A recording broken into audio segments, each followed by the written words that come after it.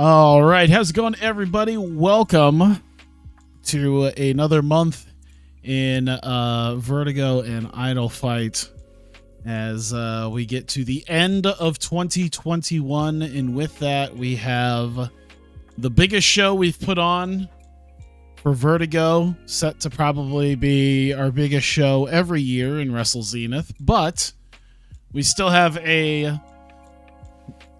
one more show, considering we only have about, I think, 4 matches set in stone right now. Then, of course, we got 2 matches, or not 2 matches, but 2 shows set for IdolPro. So we got that to take care of as well. The whole fallout from Tokyo's Most Wanted. So I guess we can just go ahead and move along here. And not too much going on right now. That's always nice. I will say, when I pre-book these things, it's kind of nice because I can get a whole time set out. And it's interesting because I'll go through a month just to have an idea. And it's always interesting what ends up, just like the weird shit that ends up happening. Reika Psyche quitting Oz. I think that's happened before. Maybe not on, obviously not on stream, now that she's left officially, not on stream, but I think that's happened before when I've done pre-bookings. And a couple other quittings. I don't know if it will happen or not, but we'll see. I'm not going to completely cross my fingers, but if it happens in this save, that would be kind of nice.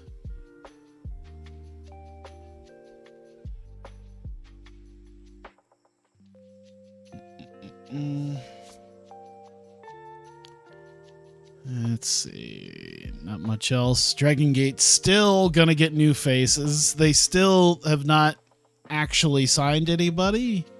In fact, people have left. They've extended some deals, but they've had people who walked out, people who left, but not anything in particular with actually getting new people. Okada and Ospreay defeating Zack Sabre Jr. and Minoru Suzuki, a match of the year candidate. Must have been like a 99, I assume then, right? Oops. That's a lot of shit. I guess it's, yeah.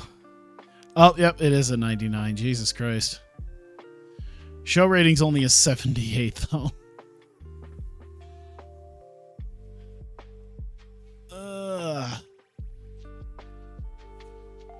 There we go. Can you sign them? Not yet. Well, I could sign them, but we'll see. Yeah, I got some people who, if they end up leaving, would be kind of nice. I don't know if I'll sign them right away, though. Like, I don't know if I'll sign them without that, though. We'll see. What's going on in the Sisterhood? Oh, that was a... Man, they're just breaking up all the stables in Stardom. Stardom, who is completely based around stables, who literally it's...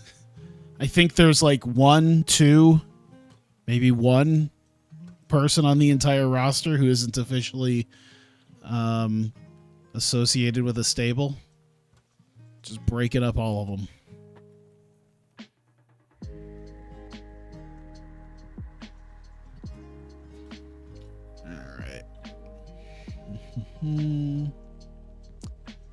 Doesn't seem like much else there. There's that. Yeah, Chad Gable, the free agent. I do not make a lot of money, though. That's the thing. I'd really like Chad Gable, the free agent, but I don't think I have Chad Gable, the free agent money right now.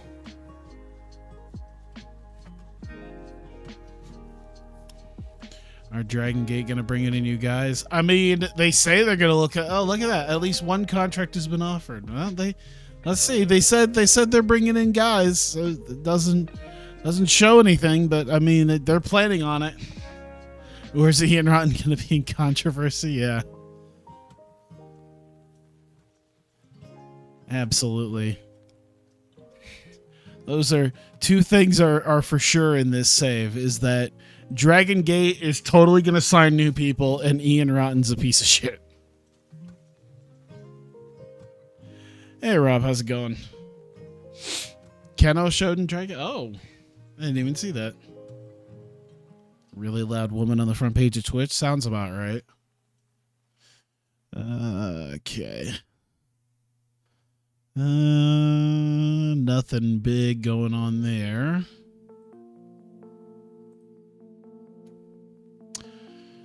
What was it, Tuesday or Thursday? I think it was Tuesday this week. Whoops. Where's my event booking? Thursday. All right. So Thursday this week is the day we've got Vertigo. Other than that, Eddie Kingston's carrying Evolve single-handedly. You might not be wrong. Jesus Christ, he's working fucking everywhere. Pre-AEW Eddie Kingston is just fucking working everywhere. Jesus Christ. Yes, there will be a black label before Wrestle Zenith. You've got one more. Bad Luck Fale and Tama Tonga are the IWGP champions. What happened to Tangaloa? Whatever. Romero, Rocky, and Taguchi got the fucking junior tag belts. Does that see? Oh no, they won World Tag League. Oh my god. Rocky and Taguchi. Can you imagine? New Japan is publicly partnered with All Japan. Okay. I mean, I guess at this point, All Japan's not exactly in a position where they're going to be threatening New Japan anyway. Maybe. I don't know. At this point. I think New Japan has lost a lot of momentum in the last year and a half.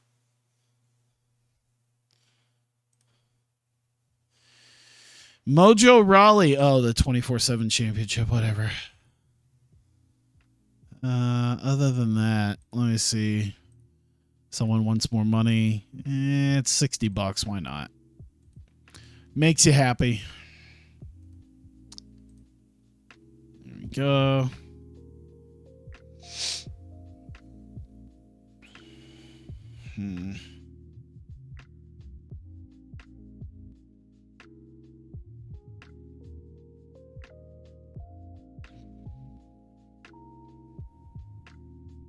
As I say, I think New Japan in real life, I know, has lost a bunch of momentum. I don't know. All the Dragon Gate are absolutely going to get new people. James R. Kennedy. Princess Tag Titles. Look at that. Baccarazzi Sisters won. Jordan Clearwater Politics. Isn't he the guy that's the MLW champion now? Or am I thinking of somebody else? I don't remember. I thought it was him. Might be somebody else. I bet you I'd be able to look.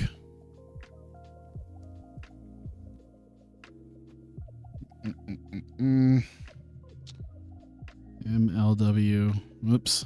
No.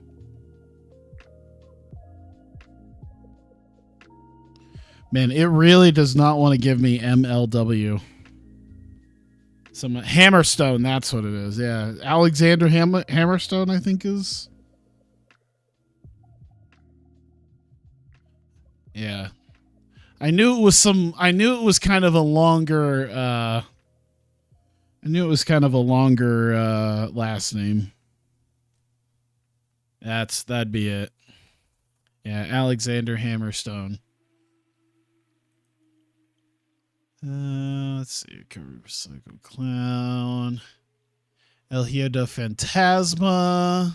Oh, Joaquin Wilde is the new NXT Cruiserweight Champion. Good God. Is he actually doing anything in NXT anymore? Like, I remember he was there, but he really disappeared. At least I thought. The Unstable. Azumi, Utami, Mizunami, and Hanan. What a collection of people.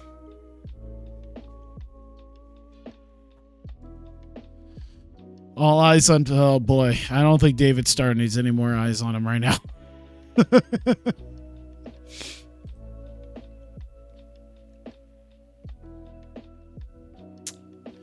All right. Come and go theater. Perfect. Uh-oh. Backstage incident. Okay. Eric Cannon. Yeah.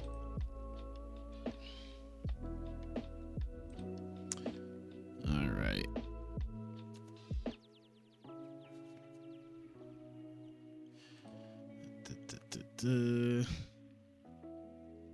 Joshi Twitter would lose it for that stable. Probably. What was it? Azumi, Utami, Mizunami, and Hanan. That really does sound like they just did some... It sounds like Queen's Quest did some, like, random fucking booking. Did some, like... They just picked weird-ass shit in the draft. Whenever Stardom does their drafts. Alright.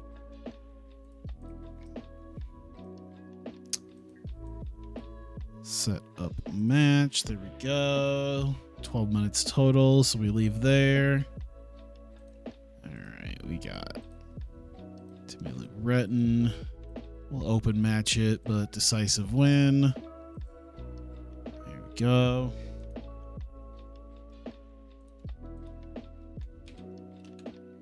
And do that. And we do Darius Lockhart. And Taylor Wyndham. Entertainment.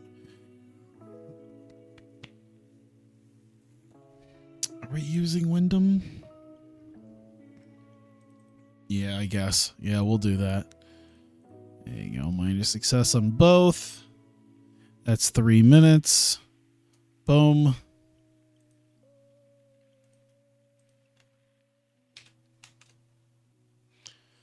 All right, we get... Man, I forgot. I booked like a really weird, just on paper, not the biggest show. I really just did a filler fucking show here. Let's see here. Entertainment, minor success. There we go. Especially when I'm booking on a main show, fucking Bobby Orlando and Griff Garrison. How long's that going? That's going 14. Here we go. Bobby. I think we're doing open. We're doing decisive, but it's a flash pinfall. Actually, we'll just do that. I think it's still considered clean, but that's fine.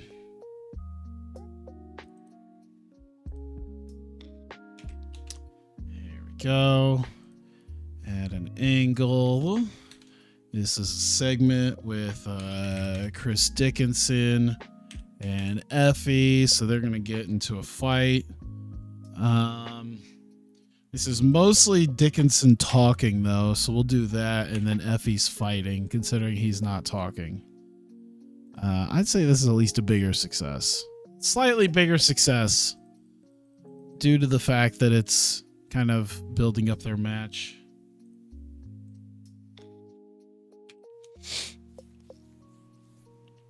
And we have AR Fox. And... Brandon Tate and Brent Tate with them. And he's just...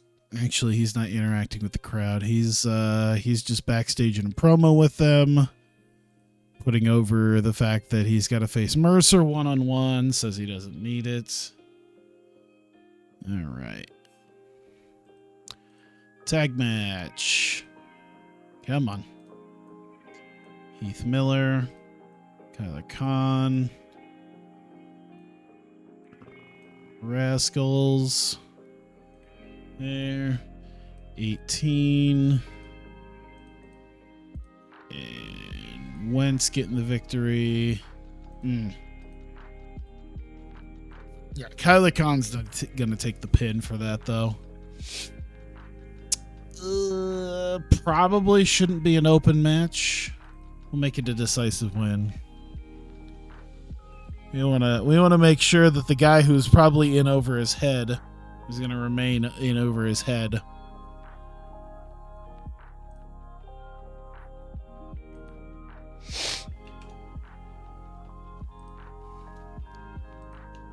Here we go. Hang on.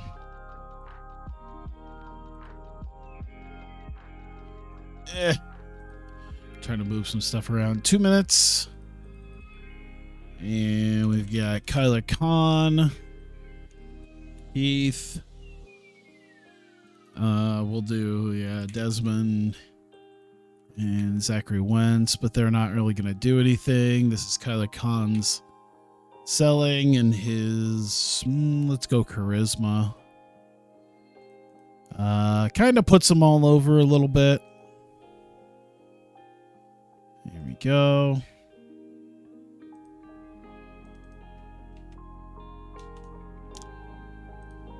Do an angle.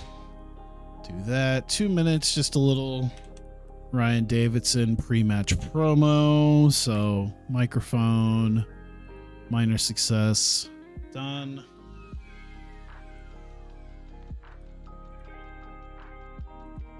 All right, we'll bring out Cesar Bononi, Davidson. Did I not have a picture for him? I feel like I did. I feel like with the time that I took, I had to have definitely done that. Yeah, we'll work a domination here. Yeah, we want to put Davidson over as a bit of a killer here, even though the match is going to go 10 minutes. I feel like I'd love to see that. What is a domination? Does it say how long it should be? Less than 15 minutes. Okay, so we're fine. I feel like I made a photo for him. Come on. I did. Perfect. Oh. Make sure that worked. Perfect. All right. Let's see here.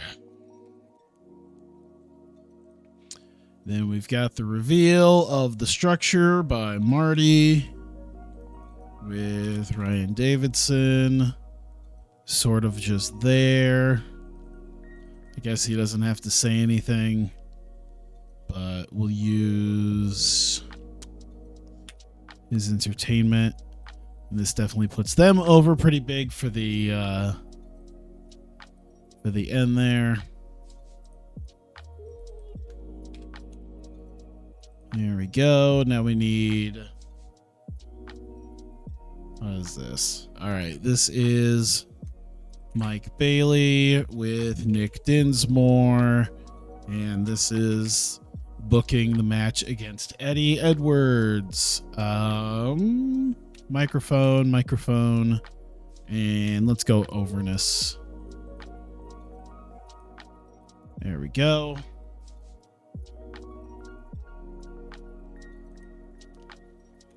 And we got a three-way dance coming up. We got Dunn, Gunnar Miller, and Andrew Everett. Oh, Everett was already there. Ha!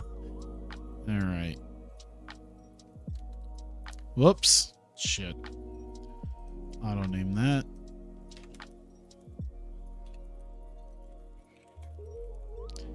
Ah. There we go. How long is this going? This is going 20. And we got JT Dunn to be the victor for this. Let's do open match and decisive. There we go. And oh my god, give me my mouse. And this is promo videos with Mata and Tim Donst to put over their match. So Mata should probably, he's got to have more menace than anything, right? Yeah. So menace, and then microphone for Donst. There you go. Quick little thing putting them over. Oh, I was getting a local worker for this. Well, I hope he's here. Jesus Christ.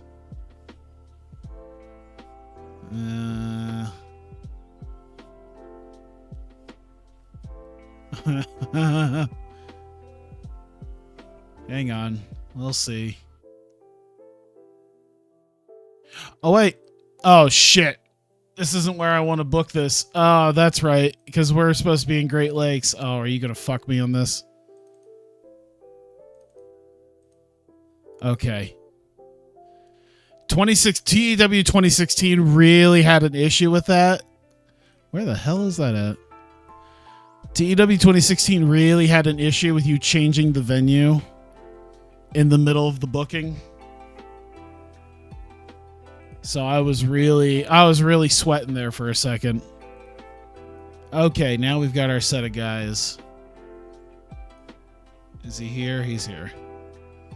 We just need a guy to talky talk. And he can sort of talky talk. I'm still going to lowball you anyway. All right.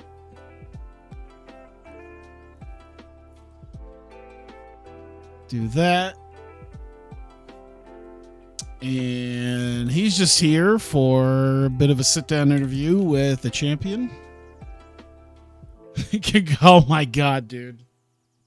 Oh, that was such a fucking pain in the ass every goddamn time. Oh. TEW 20, was it 2016? 2013 was pretty bad about that too, but 2016 in particular was horrendous. They were both horrendous with that. That was like, hey, you're going to be in San Juan, Puerto Rico. Every goddamn time. Every goddamn time.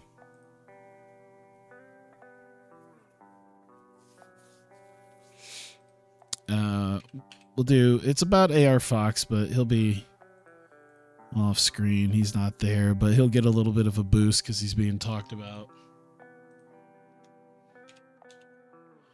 There we go. This is mostly promo shit.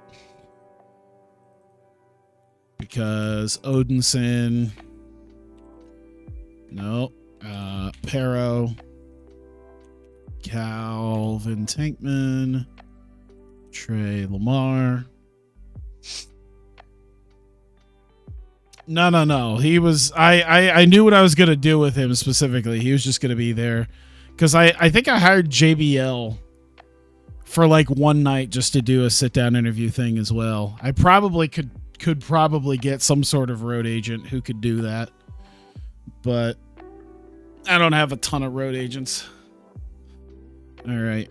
We're definitely using their menace for this. And they're going to use the microphone. And definitely helps put over their tag match. There we go. That's 16 and main event. All right. Main event, Neon Ninjas and the Tate Twins. There you go. That goes 20. There we go. We've got Yuta. Yuda's getting a lot of recognition here recently. He's getting on AEW all the time now. I think Tankman's getting a lot of recognition now too.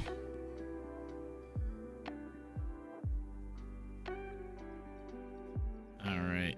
I think I got this.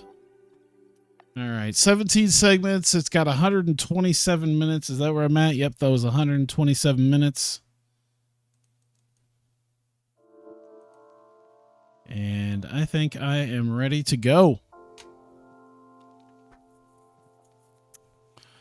And yeah, I'm trying to think if there was... Nah, this is pretty much it. All right. Get all the phlegm out of my throat for a second.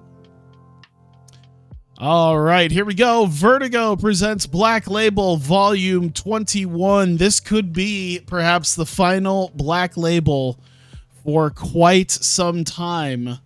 And we'll probably get to maybe either the end of the month or the beginning of next month when I really hammer down a lot of the details for that. But this might be the last time you see a Black Label event for a while. And we got 136 people in Logan Square Auditorium. This is also the go-home show to Wrestle Zenith. And we're starting off strong with Timmy Lou Retton taking on Jet Knight.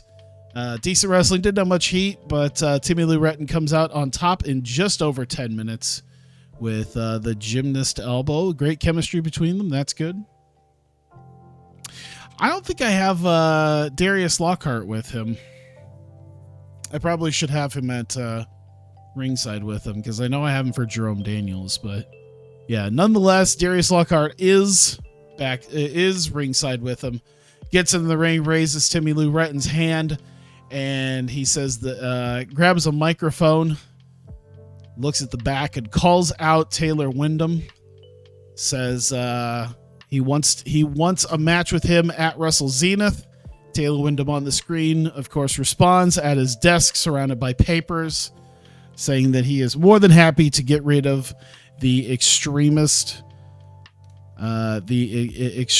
movement that is going on in Vertigo next week at Wrestle Zenith. So I believe we can add that now.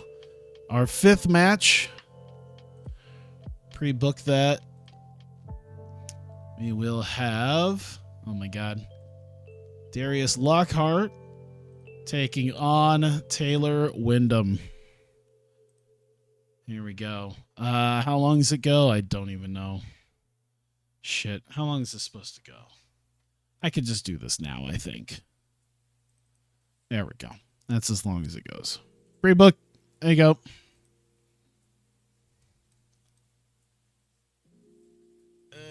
I'll move this over. There we go. All right, so we've got that settled. Bobby Orlando comes out. He's been on a bit of a losing streak pretty much since he's been here. Comes out with a fake stuffed goat. Puts himself over as the next goat. And to prove it, he's got this goat with him. And so just a big promo about goats leading to this match with Griff Garrison. Decent wrestling, didn't have much heat. Just went about 11 and a half minutes. And Griff Garrison looked like he might have been able to get the better of Orlando, but ends up getting cradled. And Schoolboy by Bobby Orlando gets the win over Griff Garrison. We go to Chris Dickinson coming out, and he's here to have the final confrontation with Effie. These guys have not been around each other much in the last few months, as Dickinson's been looking for him. And he calls out Effie. Effie, of course, coming out, and Dickinson verbally runs him down, insults him, talks about how he made him go all around the country to try to find him. And he says he's ready for a fight next week at Wrestle Zenith. Did I already pre-book that? I can't even remember. No, I did not. All right, cool. So yeah, we'll go ahead and pre-book that real quick. So These guys are together. These guys are fighting. And actually, we'll go ahead and search it because it is not just going to be a one-on-one, but it will be falls count anywhere. So not much disqualification going on here between these two, as we'll have Effie and Chris Dickinson finally facing each other again in a match.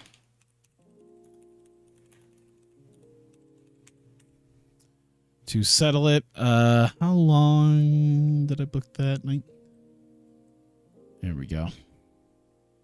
Boom, we are 6 matches in. Next segment, AR Fox is in the back with the Tate twins who are getting ready for their match up in tonight's main event. AR Fox is giving them a bit of a pep talk and then talks about Tommy Mercer, saying that his title win several months ago, just a few months ago, was a fluke. And he says that it seems like a big gotcha to involve the Tate twins not being at ringside. But AR Fox is prepared to go the distance with Tommy Mercer. And he is prepared to prove that he does not need the Tate twins to win and take back the Vertigo World Championship. And we get the unlikely duo of Heath Miller and Kyler Khan. Once again, they're taking on the Rascals. Heath Miller still not really all that fond of Kyler Khan, still getting drug around. Dreamer versus Fox 60-minute. Oh my god. Superb wrestling and good heat, though. Zachary Wentz ends up locking in submission on Kyler Khan as Heath Miller just sort of leaves him to his own devices and doesn't really help him out too much. Eventually, Khan taps out, and the Rascals get the victory. And, of course, Kyler Khan was the weakest in there. But Kyler Khan is not finished, as Miller just kind of stands nearby, looking disappointed at him. Khan grabs a mic as he's holding his throat. We'll just assume he was choked out. And he says he demands a rematch with the Rascals at Wrestle Zenith next week, and he wants to make a 6-man tag, as Kyler Khan says he's got a guy up his sleeve. As he tells the Rascals, go get Max Stardom. You guys have been hanging out together, and we'll have ourselves a 6-man tag at Wrestle Zenith.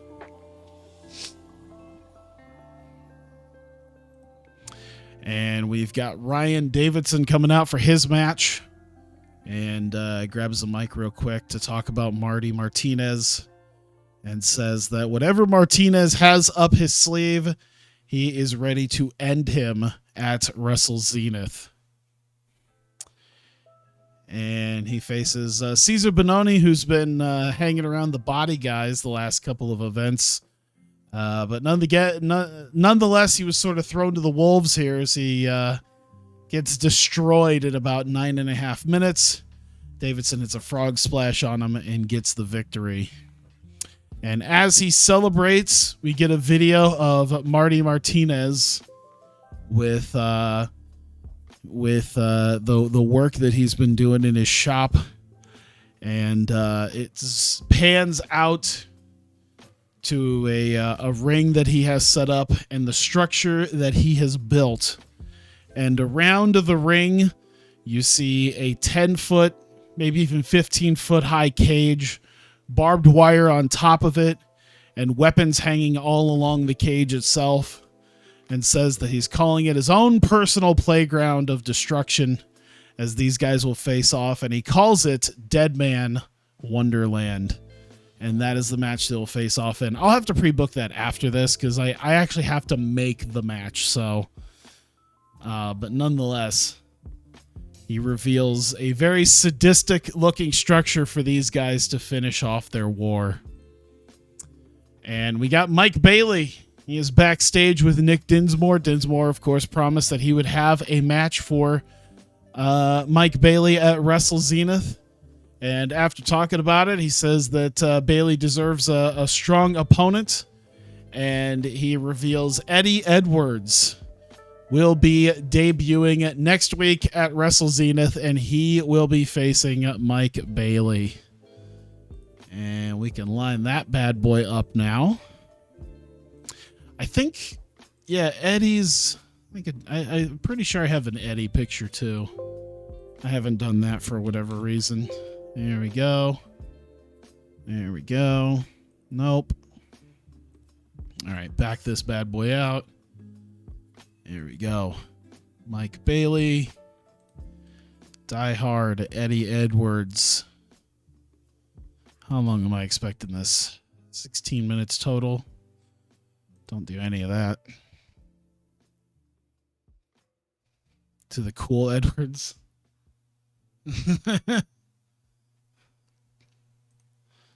There we go. No, we're keeping dreadlocked Eddie Edwards.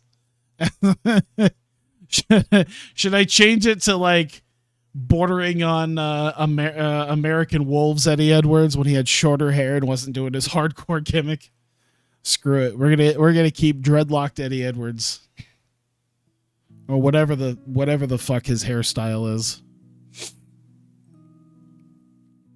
We got a three-way dance up here. JT Dunn, Gunnar Miller, and Andrew Everett. They go nearly 17 minutes. But superb wrestling and the decent reaction there as Gunnar Miller is eliminated first. And then Andrew Everett, looking for the 6:30 misses. JT Dunn knocks him out with death by elbow, gets the 3, and JT Dunn with the win here in this three-way dance. Without Boomer Dad look Eddie Edwards. Hey, we're a small company. We can't really... I was going to say we can't make him change his gimmick, but that's our whole damn company is changing people's gimmicks. We get short promo videos with Mata Abdel Hamid. He is shouting into the camera that at Wrestle Zenith, Tim Donst has nowhere to hide. And he will be destroyed. And of course, Tim Donst with a backstage video of his own, talking about how he doesn't fear Mata Abdel Hamid. It might seem like he's been dodging him. It might seem like he's scared of him, but of course he is ready for him. And he's shaking a little bit as he's saying this. So he seems a little nervous about having to face Mata with nowhere to really run at Wrestle Zenith.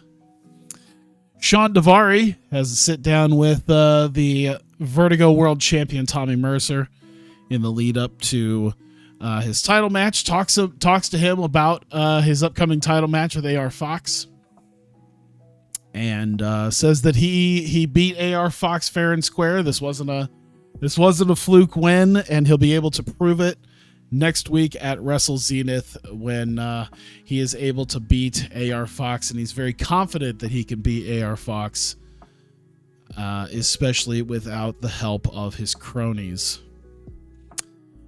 Superb working without a script. Hey, there you go. Nonetheless, we get to the tag champs and the challengers leading up to it. Short promos as well here. About a minute with Odinson and Pero. Also sort of yelling into the camera, declaring themselves the champions of forever. Saying that they will never, now that they have the Vertigo tag team titles, they will not be losing the Vertigo tag team titles. And Tankman and Lamar will not be able to change that. And of course, Tankman and Lamar talking about how they've worked hard to get to where they're at right now, and to not take them serious or not take them lightly, and that if Odinson and Pero don't take them seriously, they are at risk of losing the tag titles before they can really enjoy them. And our main event here, the Neon Ninjas taking on the Tate Twins. Superb wrestling, decent reaction, 18 and a half minutes nearly. And the Tate Twins doing what they can, but these guys, once again, I think they haven't really fought each other in a good, 6 months now. So nonetheless, Wheeler Yuta ends up getting Brandon Tate in with the Yuta lock, forces him to tap out. And the Neon Ninjas, I think this is their first win against the Tate Twins in quite a while. So good win for the Neon Ninjas here as they were able to prove that at least tonight that they were the better team on the go home show to Wrestle Zenith, and that will be it. 43, not nearly all that great, but that's not the whole point. Let's see here. Tommy Mercer needs to be praised for his performance, especially just doing his promo. I think Wentz and Xavier probably get some praise for their performances as well. There we go.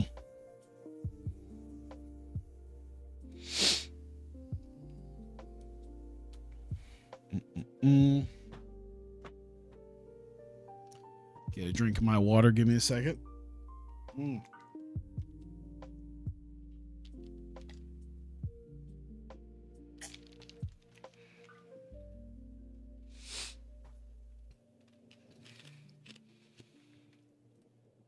MWG disbanding a stable, country unit being disbanded. Okay. Let me see. Which one am I at right now? All right, IdolPro. I believe I got the next IdolPro show right now, so that'll be something. But first off, let me do pre-booking Wrestle Zenith. Let's go ahead and pre-book a match. I need to create a match.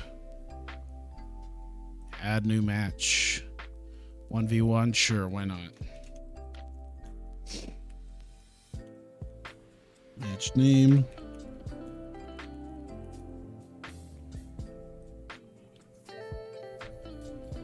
Hey, let's see. What the hell can I put in here?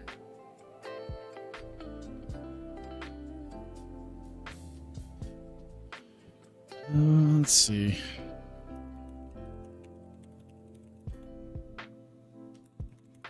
Hardcore match where the competitors are locked in a cage surrounding ring and ringside area. Barbed wire on top of cage. Weapons around ringside and hanging from cage. Match prestige will be high. Non-wrestling time, let's go 5 minutes. Minimum, it's obviously going to be like 10 minutes. At least minimum. Match held, yeah, we're going to do ring. Let's see. Most falls elimination. 1 fall. I think I'm going to have both to high. This is going to be like the worst. Yeah, this definitely has name value. This is not a default match, and it's not a basic match.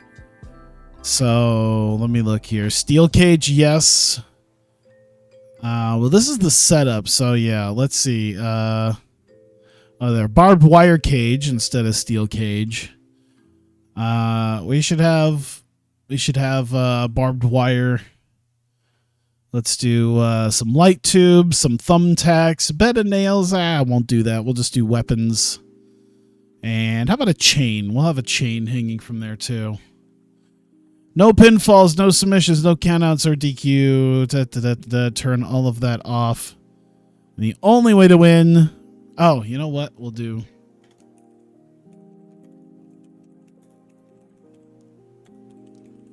There, Texas Deathmatch rules, just so I don't forget that. 10 count following pinfall.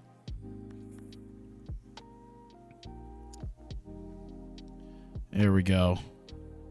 I believe that is pretty much it. 10 count following pinfall. We got barbed wire, light tubes, thumbtacks, barbed wire cage, weapons, and chain. Save.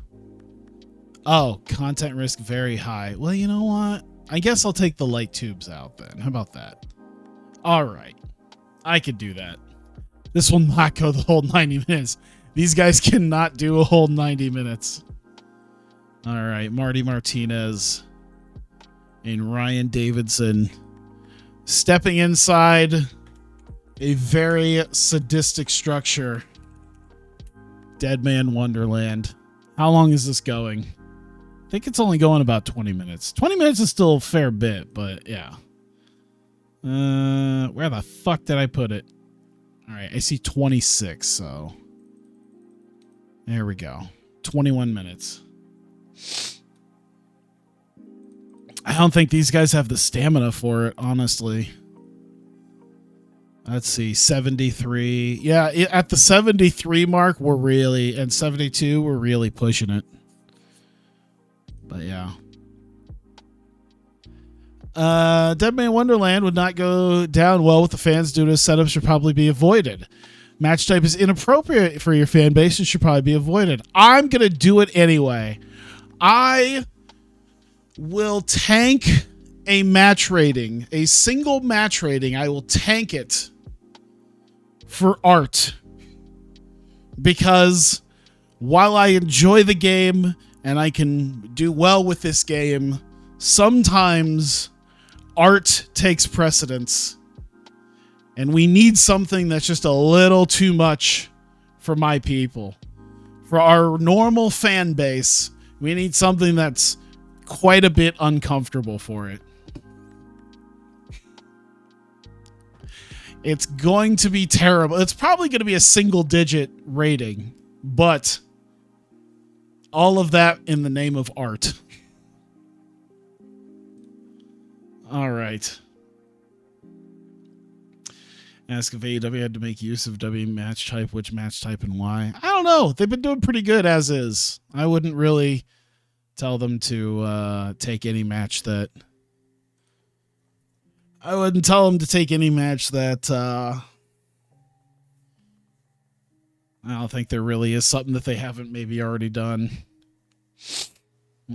Do you write yours out ahead or have any advice? That's about the biggest advice I have, is maybe have a long-term idea. Going from Avenger stuff and Hawkeye Pro to Dead Man Wonderland and Vertigo. That really is. We've gone from superheroes to some sadistic stuff. All right, let's see here. Thank God. Oh my God, this is 19. I think this show actually long. This show is actually longer than the Black Label I just did. It is super fucking rare for me to actually book an IdolPro show that is longer than my Vertigo shows. Let me see here. I see RAM. I think that's about all we needed was RAM. And entertainment and minor success. Boom. Excel sheet pre-book matches. I mean, that's basically what I've gotten here in front of me. That's the reason why I'm able to copy paste stuff right now, is because I've got the entire month booked already. Otherwise, this stream would be like 5 hours long as I try to figure shit out. You know, my course. Oh, you know what? Championship scrambles would work. That would championship scrambles. I'm not upset, but I'm really surprised that there isn't more championship scramble. There hasn't been more championship scramble matches, honestly. How did that? There. Back to what we normally do. Exclude this. Let's see. Ram. And Arisu Endo. There we go.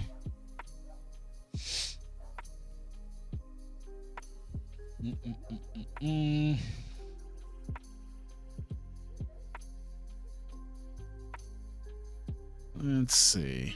How long is this going? 15 total. Set your storylines in game. Yeah, that's probably something you should do.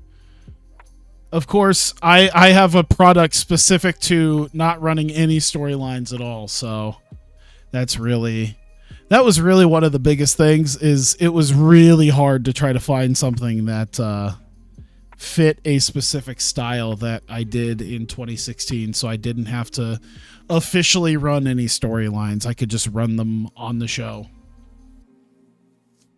It probably would help ratings, but at this point, I'm doing pretty A-okay. I don't really mind all that much at this point.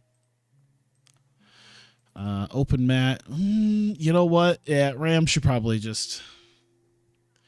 shouldn't be that open.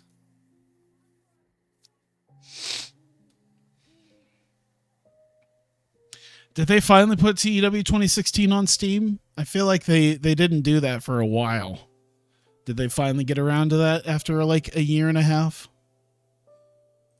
There we go.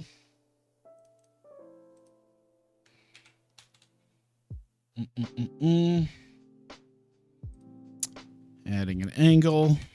There we go. 2 minutes. This is Hikari.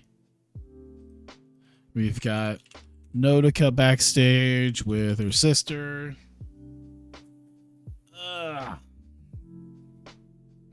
I also didn't even know until today that, what was it? Music Wars Empire was on Steam too. I don't remember if I still have a key for it. I probably have a key somewhere, but it would almost be... why would it be on Steam in the first place? Because that used to be what they did for a little bit there. When they would come out with the new TEW or the new WMMA, they would put the previous version on Steam. Because at that point, they pretty much had all the sales they're going to get from that. So they didn't really care about the 30% cut loss.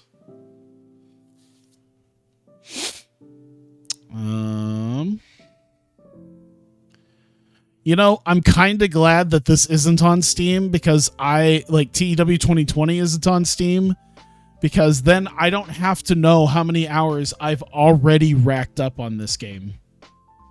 Because it would probably blow away any of the other games I've played on this. It would probably have easily blown away all the other games I've spent my time on Steam. Microphone. Put all that shit over. Another angle. Bum.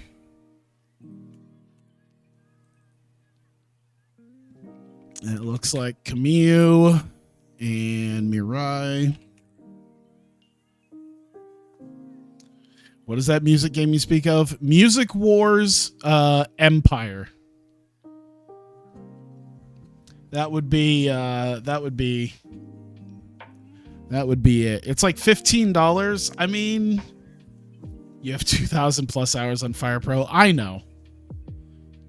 I haven't seen you on it recently, super recently, but yeah, there've been a lot of times where I was playing something and I just saw that on my friends list. What is it about? It's not made by Grey Dog. I forget who. It's like a single developer, I think, that makes it, but it's basically, the best way I can describe it is it's the TEW of like record labels. Like, you kind of own your own record label, and then you can go hire talent and create bands, and then you can come out with albums and singles, and eventually I have not played Pop Scene. I don't know if I would you still spelled M Dickey wrong.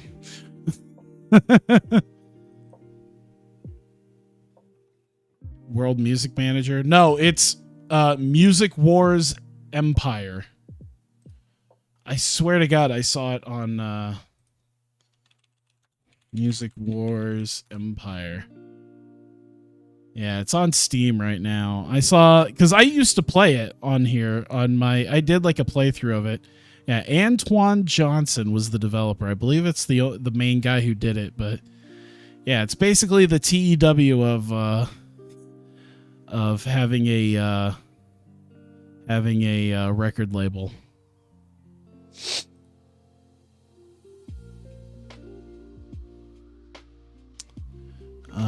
Let's see here. Oh, that's also 2 minutes. We're gonna go microphone. Minor successes. There we go. All right, we've got match, double. We've got Sleep Train Angels and Marikoto. Here we go. This goes 16 total. Does it use a fake database like the TEW? I think it does. I'm pretty sure it does. I believe just by the screenshots, I would assume. And also, I remember, I'm pretty sure I don't remember the last time they posted up a real world database for it, but yeah, you can get a real world database. I'm not exactly sure where it's at anymore because I haven't played the game in like 3-4 years now. But yeah. Yeah, if I was a first time buyer, $15 isn't all that much for it. But I might wait for it to go on sale if I were to grab the Steam version, because at least I know with the Steam version I'm not going to lose it like I did my normal copy of it. Unagi. Open match. Decisive win. There we go. No. All right. We'll keep both of them strong. How about that? We'll keep them both strong, even if it kind of doesn't completely tank it. The game Steam version? I don't know what you mean exactly by the game Steam version. I'd have to really look it up to see if it should still be there as far as I know. I don't know. Am I crazy? Where's my Steam?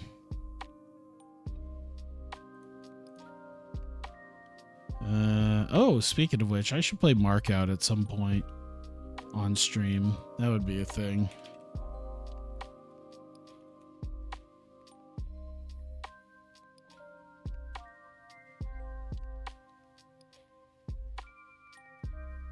Oh, the game's Steam page. There we go. I actually just did that, so perfect timing on that. Looks like they did looks like you did a DLC for it at some point. How long ago was this? Oh, this was like 3 years ago. So he did do something a couple of years afterwards. I'll add that to my wish list just to see if I can get a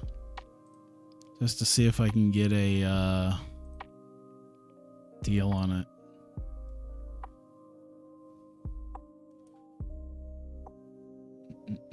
Pro Wrestling Simulator. I haven't played I've played very little Pro Wrestling Simulator.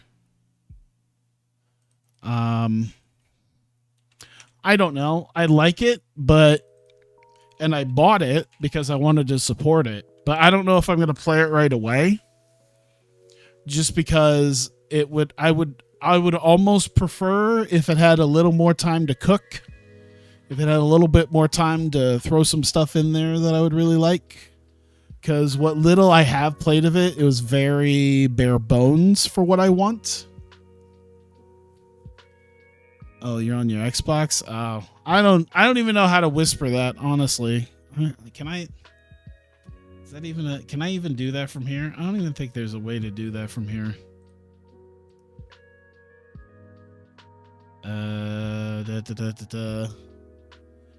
See, there's not even I don't even have a good way to do it from my app, because I'm not directly on Twitch chat, unfortunately. But yeah, if you're on your Xbox, I think if you put in Music Wars on Steam search, you'd be all right. Thank you. Let's see. Just trying to look here. We want microphone minor success. Well, actually, you know what? They're out in the crowd. We can do that. Speaking of which, add an angle. There you go. 3 minutes. Miyako Matsumoto. Just using pure charisma. to just be an annoying son of a bitch. Yeah, I think that's also the thing too, is like I think because obviously it's using a newer system than TEW, but also it's a little bit harder to try to get mods just straight up imported. I feel like it's a little bit harder that way. So yeah, like I said, I bought the game, I own it to support it, but I haven't really played much of it because, like I said, I ran a couple shows and I was like, I'm gonna give it a little bit more time to. I'm gonna give it a little bit more time to get it all figured out before I dive too deep into it. And they've added a lot of stuff even since the last time I did it. So, hello. How long are we doing? 14. Boop. And Miyakoko getting the win. You make TEW mods. Yeah, I think I'd seen that, and one like with that, I don't know if they've changed how they do it, but I've heard it's a bit of an involved process. And when I looked to try to get that process working, I think it was specifically on a forum where I had to be like registered as a user.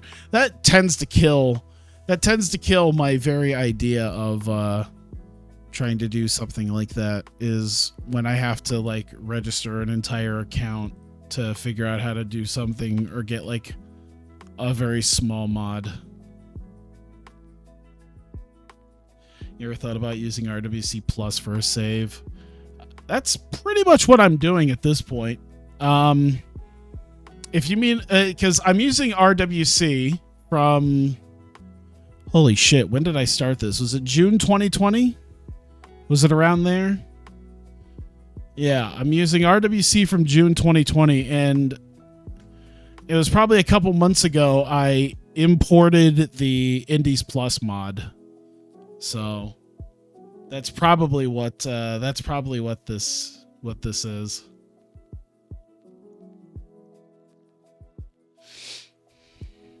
But yeah, that's a big one that I'm yeah, so I've already imported the Indies Plus mod into here, which I found out had a lot of oh, that's what you're working on at the moment? Okay. Oh, is it you who's working on the Indies Plus mod? Yeah, because I think I have that. Do I have that saved? No. Oh, see, I'd have to log in to do it. I'm not gonna try to get myself too pulled out of this real quick. But yeah, I saw that a lot of the wrestlers, I'd say like probably half the wrestlers I imported from the Indies Plus were already in RWC. And I think there's occasional, well, no, I'm trying to think if I took any from all right, I'm just trying to look here. All right, as I'm doing this. I want to say I don't think I put anybody in from the Who's Real World.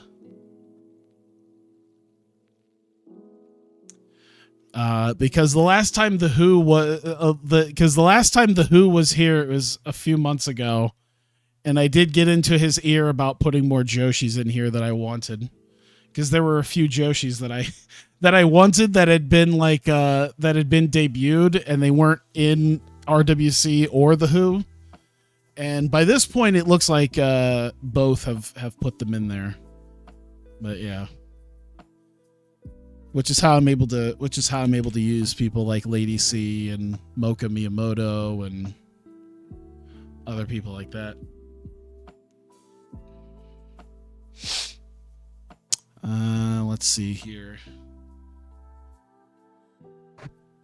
Miyako using it in entertainment. She's still selling her match, but minor success sort of on both of them. All right, let's see here. AC. Toss the angle. Drop that in. 3 minutes. And we've got Michiko Miyagi and. and Momo Watanabe.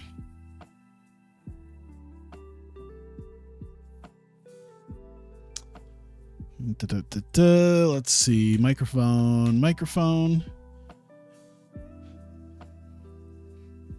Not much with RWC Plus. I think I was mentioning something how a few months ago there were people that were not in the game that I wanted to put into this database, but it looks like they've all pretty much since been put in here. I think the only ones I can think of off the top of my head that aren't is I think a couple Choco Pro people. I feel like for as much attention as Choco Pro sometimes gets, I think May is about the only one who's one of the normal. Well, even then, it's because she's also in Tokyo Joshi Pro that is normally in there. Let's see. We got a 6-woman tag. We have got Reika. We have got Now. We've got Asahi. We've got Rin Katakura. Mocha. And Yuki. Boom. Joe Murphy got any Kettle SAMP. Oh, nice. That's actually, I don't know who did it, but whoever did the newest picture packs here with these backgrounds is really cool.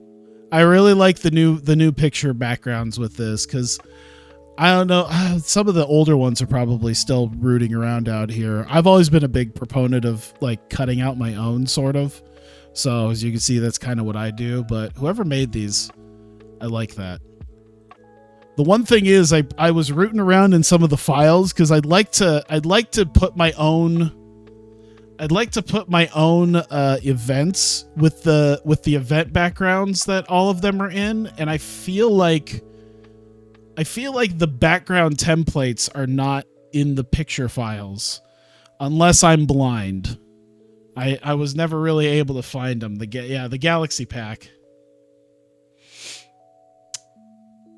Who's gonna? Well, obviously Reika's about the biggest star amongst them. They're gonna take that. Who should take the? I don't really want Rin or Aino to take it. Mocha's a rookie. She can take it. There we go. And open match it and decisive win. There we go. Boom. 11. Number 12. At the angle. We got 2 minutes here of Sayonara vignette. We'll use her entertainment. Show off a little bit more of her character because, hey, there is not a lot of Joshi promotions where you really have a lot of characters and storylines. So maybe I should try to do at least a little bit of something. I see Marika. And, oh boy, Risa Sarah. All right. Logo background.jpg.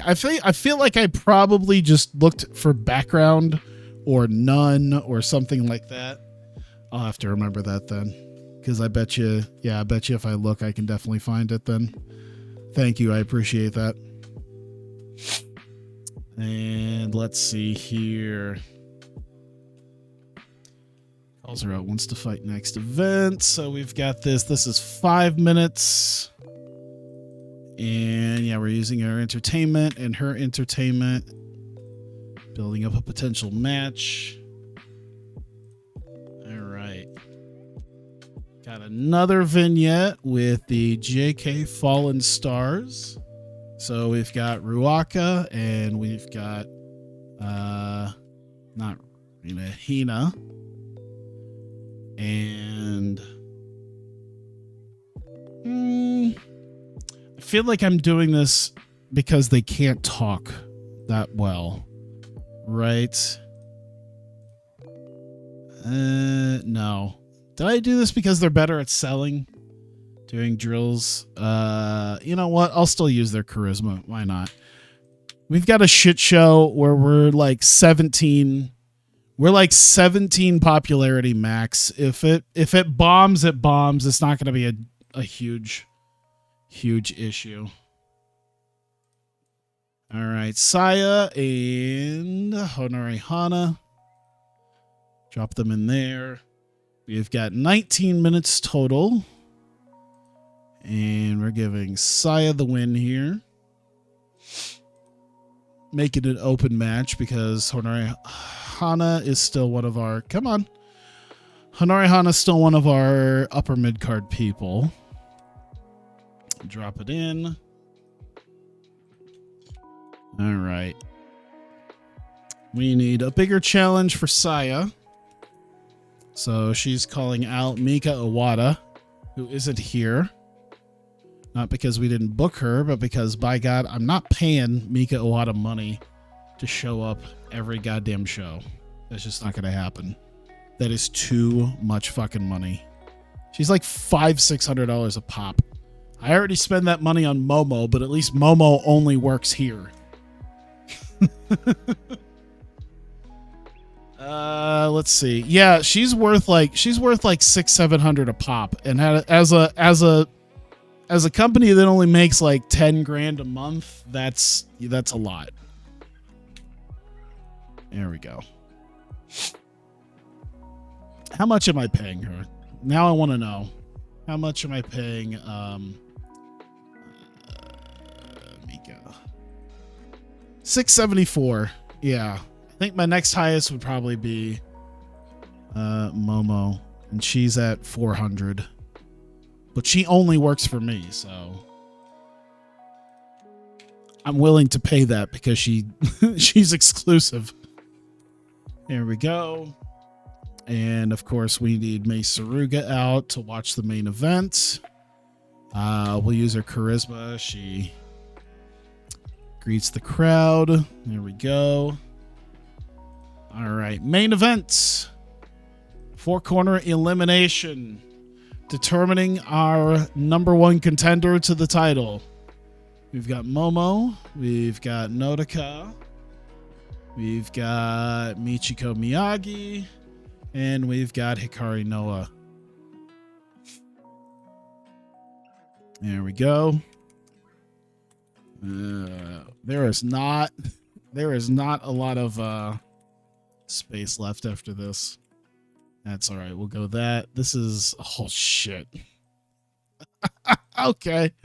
I think they all can handle it. I think they all can. Nodoka's the only question mark, and even her stamina is like a 73, so she's going to be super gassed by the end of this, but yeah, Momo taking the win here. Who should be the loser of this? Nodoka's the only... I think if I do Nodoka like that, it should be... it still doesn't ever really do it, but she's the only face amongst all of them. Let's see. Decisive victory, and I think we're good. The one thing I would like, if this game had it, is the idea of... in something like a 4-corner eliminate, like something like this, like an elimination or a 3-way dance, so you could specify who it comes down to.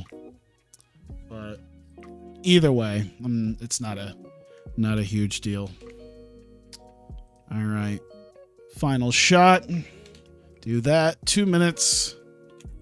Mei Saruga challenge to come into the ring with Momo, and we got her charisma and their charisma, and I'm gonna put bigger success. This is building up to their title match in the future.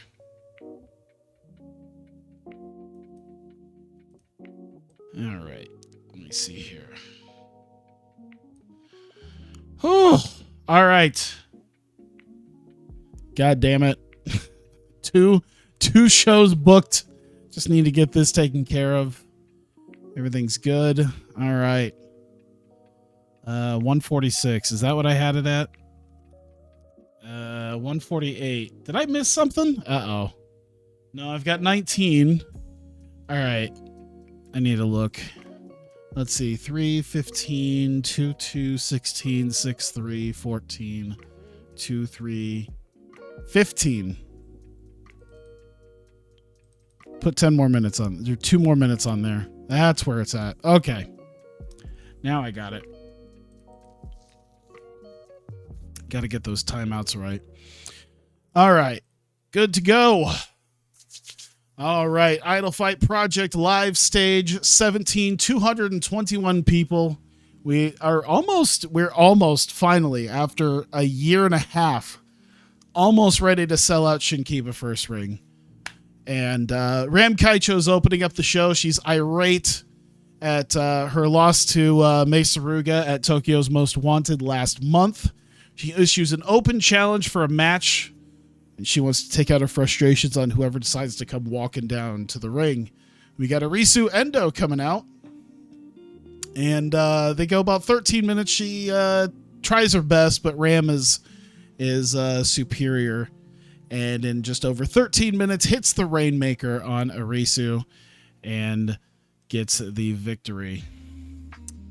Hang on 1 second here. I'm just moving some stuff around. There we go. We are building up to our main event tonight. It is a 4-corner elimination match to determine the number 1 contender and the next challenger to Mei Saruga's Royal Spirit Championship.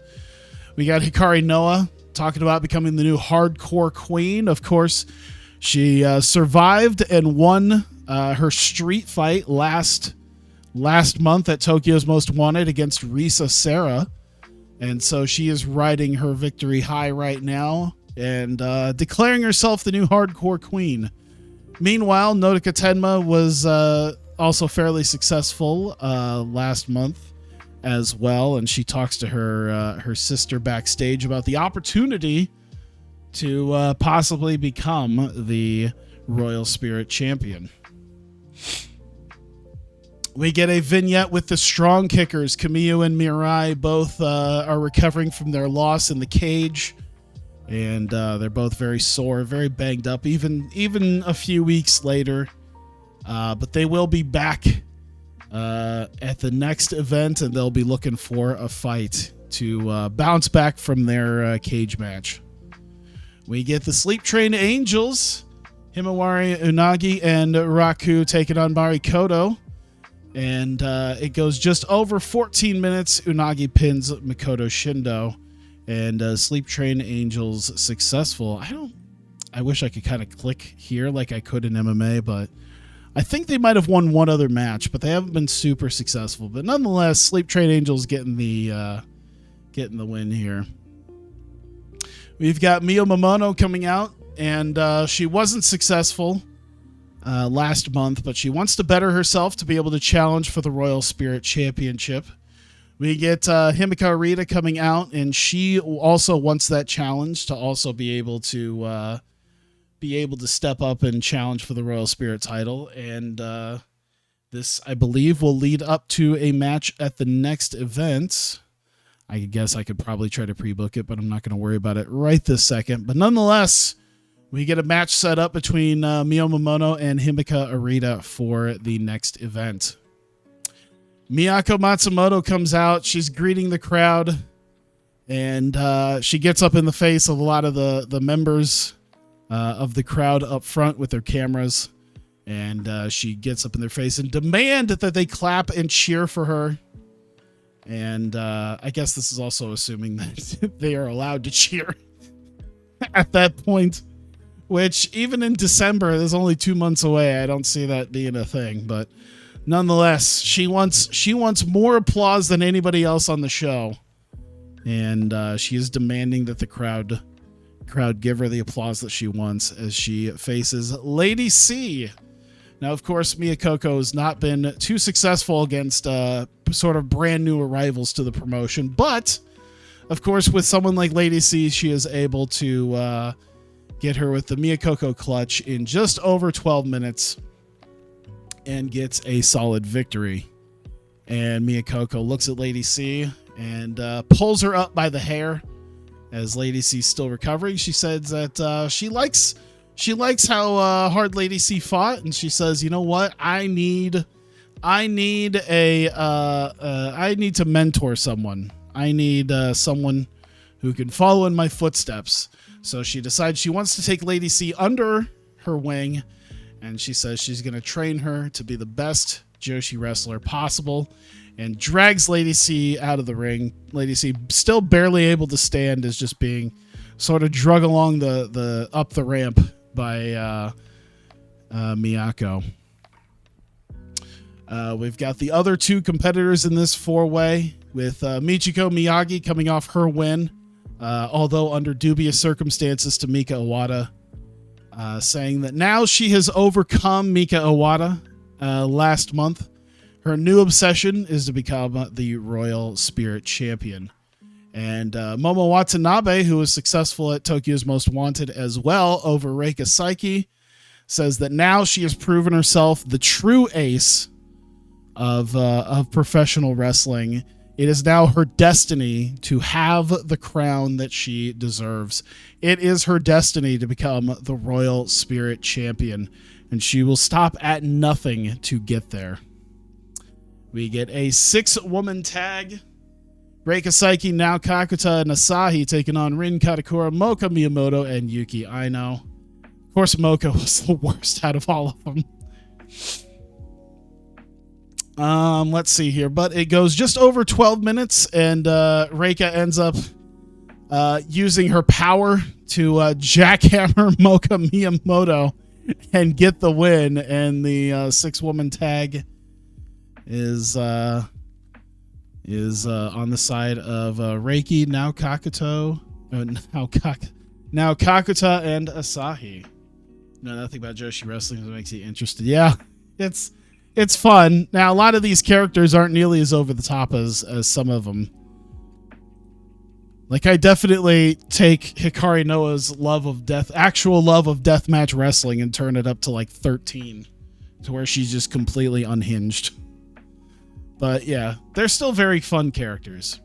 Sainomura vignette, and I don't really show off much the otherworldly gimmick that I give her, but she does seem a little bit more cosmic. Nothing that she says seems to be making a lot of sense, but everything is very, very trippy, like some sort of 70s music video that's just stoner rock.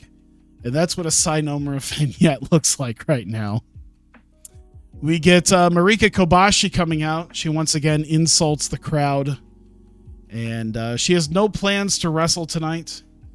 And she once again tells the fans that they will not be graced with her presence at the ring. They do not deserve her presence in the ring. And this gets Risa Sera coming out. Risa Sera, who, of course, took the loss to Hikari Noa, is not in a good mood. And says that she doesn't have any plans to wrestle, but it'd be nice if she had a fight, and says that she wants to fight her at the next event. And Marika's not very happy about this, but nonetheless, Risa Sera says she's going to talk to somebody and make that happen. And we got JK Fallen Stars, a vignette with Ruaka and Hina, as they have not been very successful here in Idolfight Project. And they are in some sort of garage where wrestling training is clearly happening. They're going through their normal practice drills. Of course, it's filmed very dramatically, just to sort of show off Ruaka and Hina's abilities, despite their age. And they also say that they need to get these skills and these drills down in order to beat the veterans, as they are not that experienced. So they're gonna need as much as they can get in order to beat the veterans. We get Sayakami Tani, speaking of people who aren't exactly veterans, taking on Honori Hana. And pretty good match between them. Great heat, decent wrestling. It goes nearly 17 minutes. But nonetheless, Saya able to get Honori Hana down, hit the running shooting star press, and get the win there. Saya nearly breaking her neck pretty much every time she tries to do this. I guess now I need to add the Phoenix Splash, because I think that's what she does more than the running shooting star press now. I think I'm gonna have to add that. I should just put insert flippy move that nearly breaks her neck here, because that's pretty much every Saya Kamitani high spot. Nonetheless, Saya able to get the win over Honori Hana. And she says that she's been fairly successful. Of course, she's still sore from her cage match last month at Tokyo's Most Wanted, but she's ready to prove herself against better competition. And she lays out the challenge to Mika Owada, who isn't here tonight, but she says that she wants to face Mika Owada at the next event. And we get Mei Suruga, who, of course, defended her title against Ram Kaicho last month, comes out with her title to see who the number one contender is going to be with this main event. And we get our main event, four-corner elimination. Momo Watanabe, Nodoka Tenma, Michiko Miyagi, and Hikari Noa goes over 27 minutes. Wow, Nodoka was eliminated first. Jesus Christ. I would have appreciated more like Miyagi or Noah, but nonetheless, it comes down to Momo Watanabe and Hikari Noa, and it is not to be for Hikari, as Momo Watanabe gets the victory and carries everyone to a 60 rating in the main event. And Momo Watanabe will be challenging Mei Suruga in the future for the Royal Spirit Championship.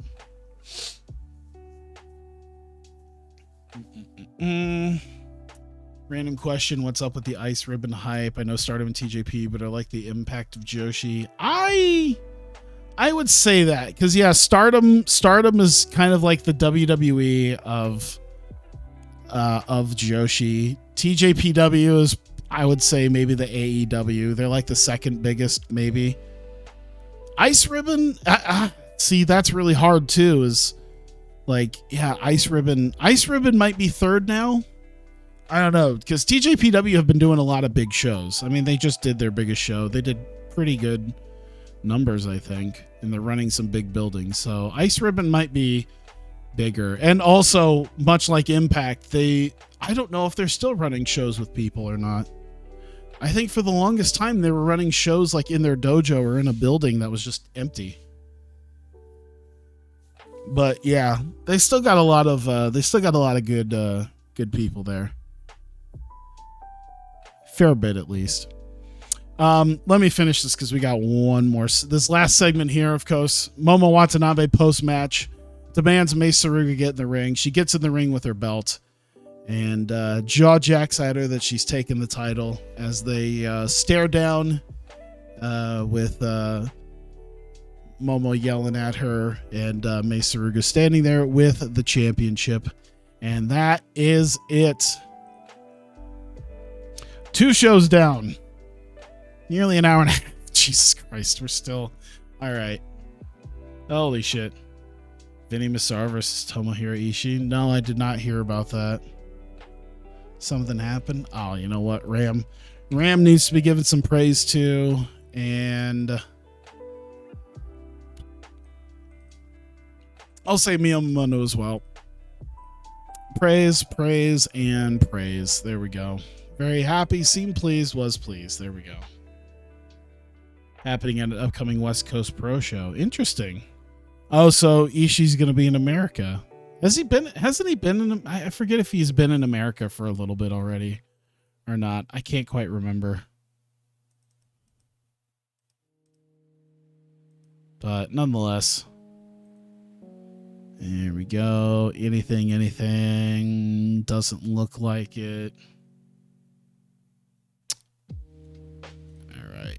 When's the show? The show's in 6 days. 6 days, goddammit.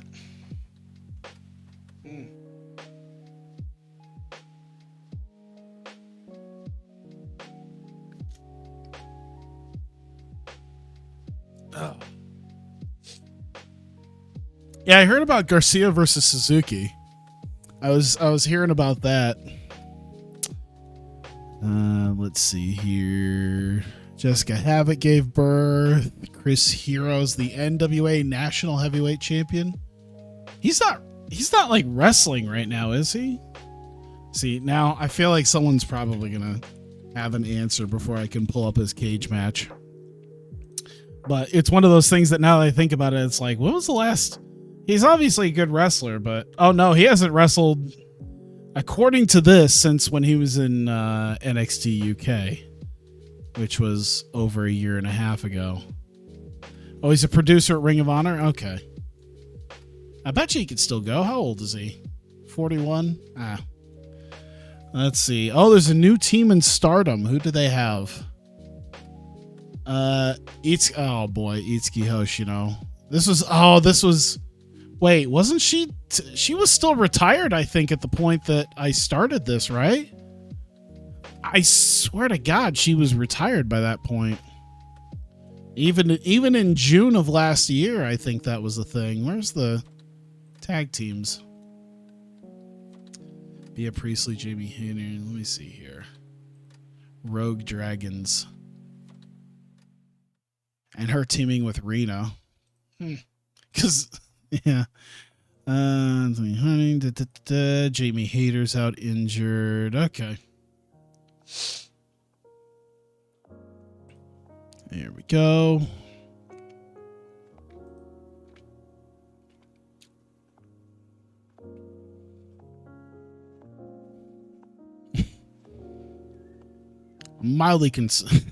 It's mildly uncomfortable, the picture of Barrow.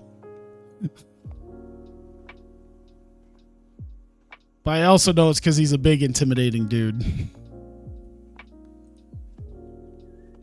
Oz have made a contract offer to Shoko Nakajima. Is Shoko's probably still wrestling for TJPW, I assume, right? Yeah.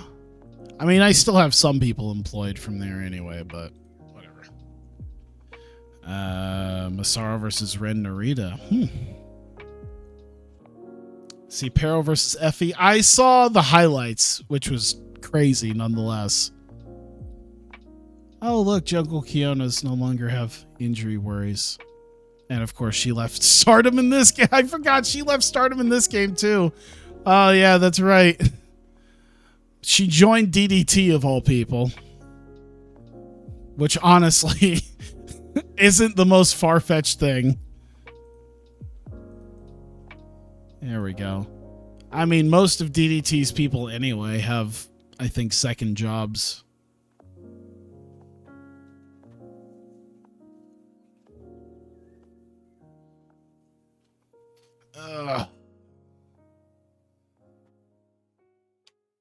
That just makes me sad.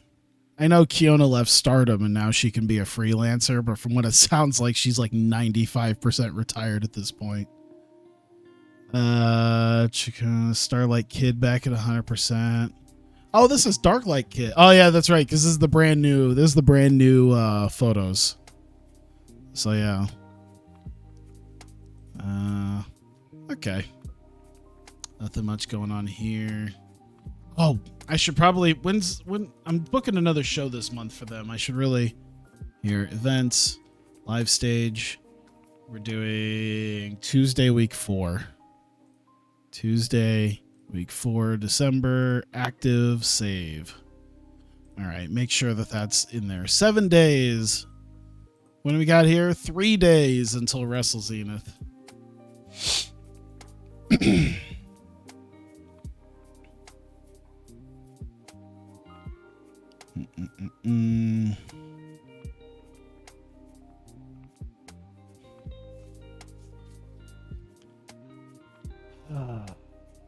Let's see. AEW booking Psycho Clown. Oh yeah, that's right. I thought I heard something about Psycho Clown being wrestling somewhere. I forget, but yeah, I remember.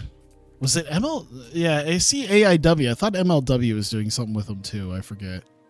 Oh man. You know, it's been a few days since I've seen Dragon Gate saying that they're going to hire somebody. Have they hired anybody yet? Have they actually done it? No, they still haven't done it. They've done some shows, but they still haven't actually. It's been like a month, almost 2 full months now of them Dragon Gate saying they're going to hire more people, and then they don't. Malia Hosaka and Tommy Dreamer went nuts on IWA Mid-South, but Tommy Dreamer's the booker of IWA Mid-South. What the fuck? Whatever. Isn't Malia Hosaka like definitely? I don't think she's actually in the wrestling business anymore. Chris Bay's in Canada. There we go.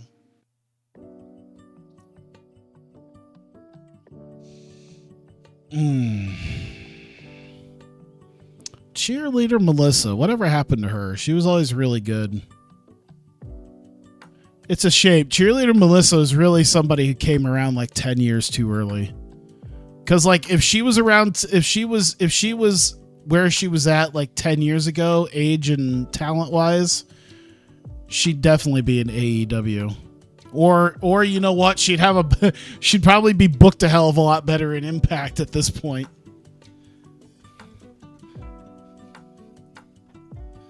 Shoko Nakajima hired by us. Let me see here. Ada.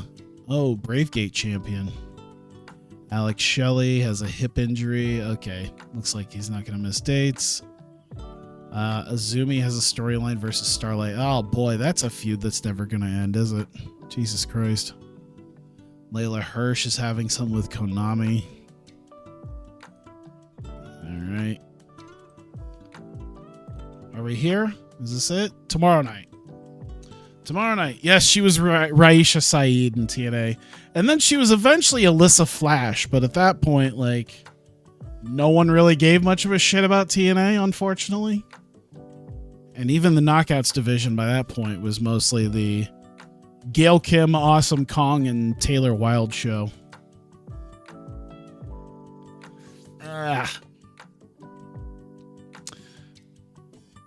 Let's see. Hall of Immortals. Oh, shit. Kevin Nash is going into the Hall of Immortals. James Storm's going to have a storyline with Nick Aldis. Bea Priestley has made a series of controversial claims saying she's the real MVP of the company. Wonder where she got the idea of boasting about herself and her talent levels from.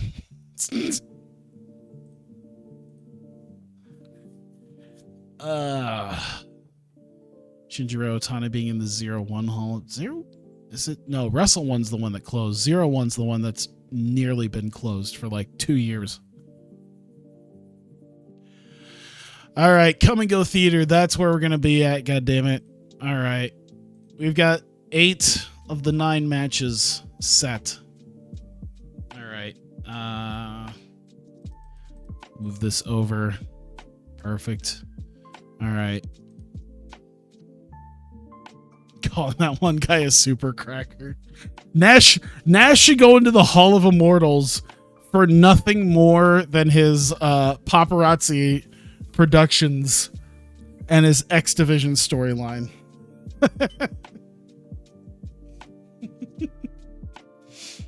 Oh my god. Why do you keep saying I'm on steroids? I ain't getting really hot, are you?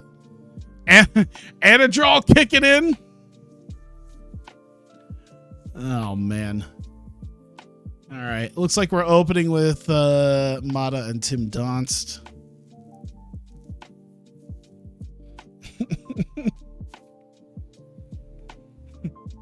Jay Lethal, I think you're up first. Why do I gotta be first? Because you're black. And I think it was what Austin Aries had like the push-up handles. The push-up handles, and he's like, oh, they're Bob Backlund authorized. Where? It doesn't say that. It's Bob Backlund authorized. I can see it right here.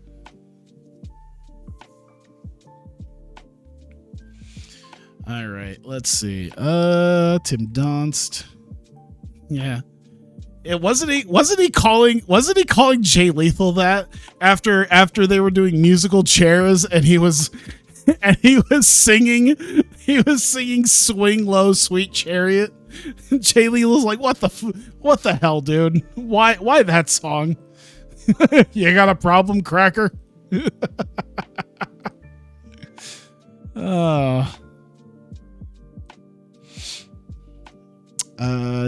Yeah, let's go decisive. Give it to Tim Donst. Effie versus Chris Dickinson next. Did I give that the hang on. Did I get the 15? It says 15. Hang on. Whoops. 15. There we go. Pre-book. Effie Chris Dickinson. There we go. Giving that to Effie. We're going open match. We're going decisive win. We're definitely not big enough for them to do any stunt bumps, but that's all right. No, don't add match. Add angle. Thankfully, this is going to be pretty quick because we've already pre-booked most of the matches, and there's not a ton of angles to work because this is just kind of a blow-off show. But we will just do a quick thing for Effie and Chris Dickinson. Whoops.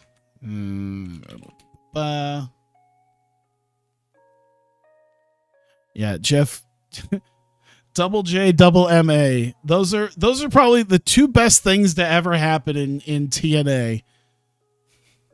Some of the best moments was Jeff Jarrett's paparazzi, like cruiserweight or whatever it was called, championship series. And then Double J, double MA. Kurt Angle took 6 years to learn the ankle lock. I learned it in 3 weeks. Just tapping kids out in a karate class.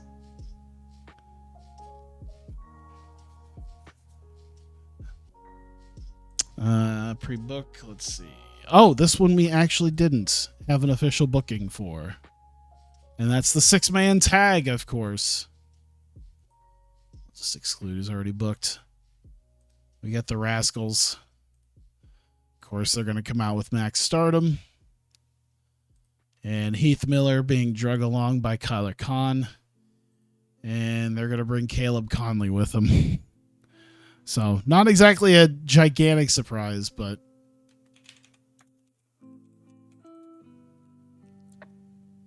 There we go. Let's see here. What do we got? 15 minutes total with that. We've got, let's see.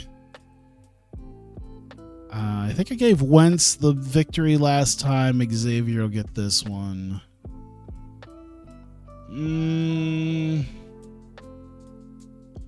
Yeah, we'll make it an open match. Why not? We need sort of a blow off some steam match already, even after something like the Falls Count Anywhere. Something just a little bit goofier. There we go. And back to... there it is. Darius Lockhart, Taylor Wyndham. We're going 16 on that. We got Taylor Wyndham getting the victory here. Open match. Decisive win. So at least we got Darius Lockhart, because I'm pretty sure the difference between him and Wyndham, 27, and yeah, so it's a decent difference. So what a picture for fucking Bo Dallas. We're able to pry Bo Dallas off of his farm to come wrestle for $200 in front of 200 people. Let's see. Yeah. Actually, yeah, we should just do success and then maybe neutral. That's probably how that should go. Speaking of which, we've got an angle. Just 4 minutes. Not a lot of time, but we need a little bit of time for them to set up the cage. So we got Marty Martinez and Ryan Davidson. They definitely wouldn't do it in 4 minutes, but whatever. Doesn't need to be. There we go. So just a couple of vignettes there of what they plan on doing to each other in this match. And then the tank match. Match that's going to get completely crapped on, but I don't care. Dead Man Wonderland. Ryan Davidson walking out the victor here. Open match. Decisive victory. Yeah, that's pretty much it. Yep.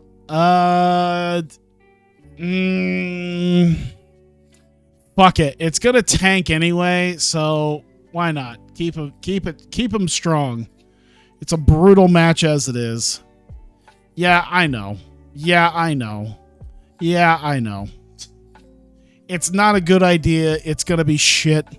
But like I said, this is a match that I've wanted to make that is art. And art is coming above the score here. I know I can tone it down, get a better score, but this is all about the art. Okay, so we got an intermission now to clean up the mess of this. And we've got Calvin Tankman and Trey Lamar doing promos in the meantime. Absolute Ricky Starks is going to talk about his upcoming match with Ty Ray, as is Ty Ray going to talk about it. We're going to have Mike Bailey talk about his upcoming match, as well as Tommy Mercer and AR Fox. And you know what? I'll throw in Nick Dinsmore as a guy who's going to be there talking about it. And this is a 8-minute, very quick 8-minute thing. Everyone gets a little bit of time to hype up their matches, hype up how the show's going. Nick Dinsmore is sort of our de facto commissioner right now. So everyone just hype up the show a little bit. Hype up your match. Boom. Is Eddie here for long term? I think so. He isn't costing me that much. I think he's only costing me like 400 something. What is he costing me? 490. I think that's less than AR Fox. No, AR Fox is 230. I think. What's Xavier? Xavier's only 80. Wow. See, I think Eddie's one of our highest paid guys at 490, but I think we can afford 490, especially for what we're going to be doing after this. What we're going to be doing in the new year. So, not a huge deal. I might actually work to bring an even higher level talent afterwards. Yeah. Speaking of, don't add that. Mike Bailey and Eddie Edwards. All right, that's 16, right? Yeah, okay. And we're giving the victory to Die Hard. Definitely an open match and a decisive win. I think Mike Bailey still isn't that high up popularity-wise. Yeah, he's only a 15 right now. So he's definitely going to get a popularity rub, I think, off of Eddie here. We need them to seem very even between the two. Can they go all out? Oh yeah, you know what? Let me see. I see a 92 and I see an 81. For 14 minutes, I bet they could go all out. Why not? It's a good idea. I think I was going to do that for Ty Ray and Ricky Starks. Could probably do both, but actually the Ty Ray Ricky Starks one looks like it's a little much. That's all right. I think that's why I booked this for a 14-minute match. Otherwise, it probably would have gone longer. But nonetheless, we'll have a deal here where Bailey and Eddie Edwards shake hands post-match.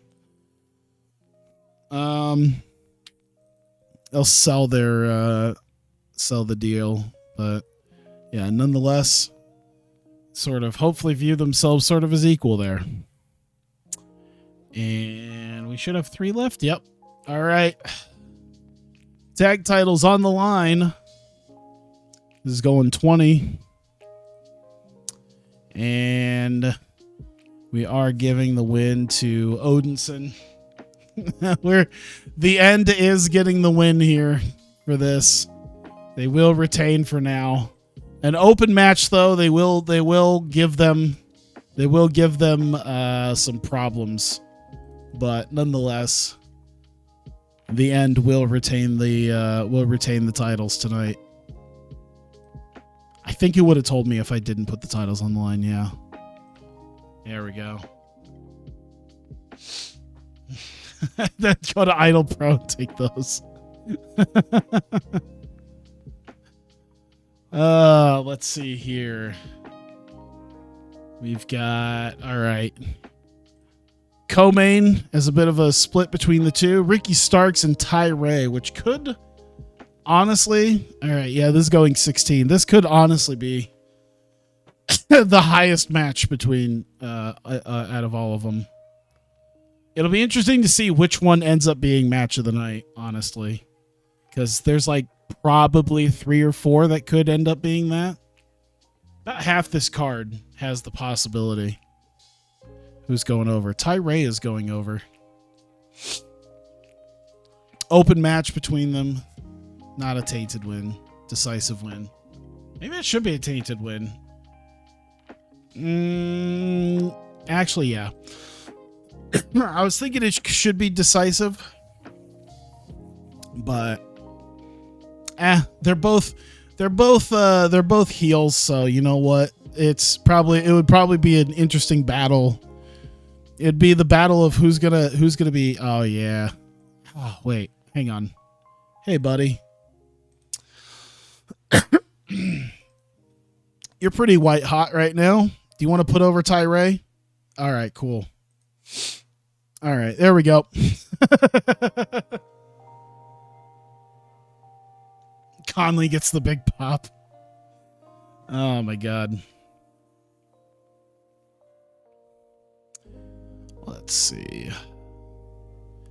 He was at a Revolver show last year before everything shut down. They seem all right. And oh, we got Angle. Oops. Just spend a few extra minutes on Mercer and AR Fox coming out. This is the biggest show we've done. So probably overness between the two. It's going to probably not do well, but a little extra heat going into this. Tommy Mercer, AR Fox, 24 minutes. Perfect. Title on the line. Tommy Mercer taking the win. Open match between them, but a decisive win nonetheless. Oh, he's extremely... All right. AR Fox is probably willing to... I think he's pretty hot as well, so he's probably willing to put over Mercer. I would bet.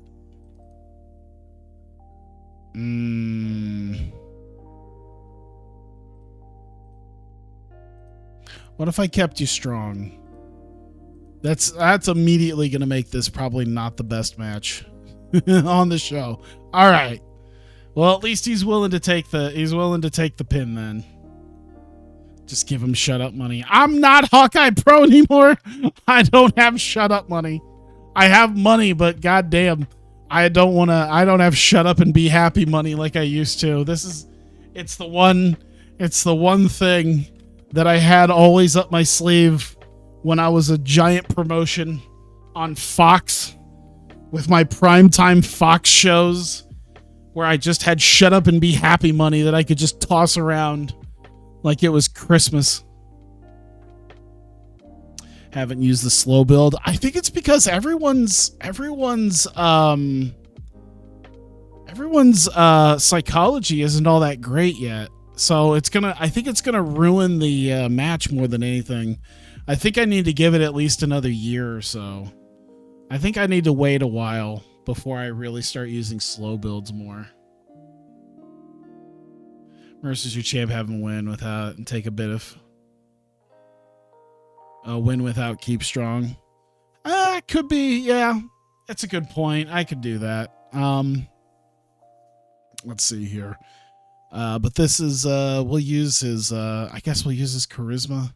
That's probably the best thing to use it on, right? Microphone, interacting with the crowd. Oh yeah, he's interacting with the crowd. He's the champ. Major success. All right. I really it's not the best, but I think I'll probably keep it as it is. It's not the smartest idea in the world, but at this point I don't have that much to really. He is the champion, but I think he'll be okay. Let me see here. He's like a 33. That's not too bad. Why is he unwilling to lose to him? He's just as he's a 34 as well. He's a 34. I mean, yeah, he's not as consistently over as Mercer is, but I think I'll keep it just to keep AR Fox from being too bitchy. But psychology. Yeah, psychology goes up a lot slower than it used to. Because, yeah, let me see here. 46. AR Foxes might be good. 55. Yeah, see, I'm so used to doing the slow builds with guys who are at least in the 70s. So I would like to use slow builds, but I don't really. None of these guys have the psychology to do that shit. Scott Armstrong has been given slightly too much to do as a road agent. Okay. You know what? This is going to tank, so we'll give it to Nick Dinsmore. Yeah, I got you. You don't want me to do it either. I don't care. All right. That seems to be enough. Perfect. All right. Ooh. 193. Jesus. An over 3-hour show. I think this is the first time I've hit past the 3-hour mark. So, all right. I'll take it.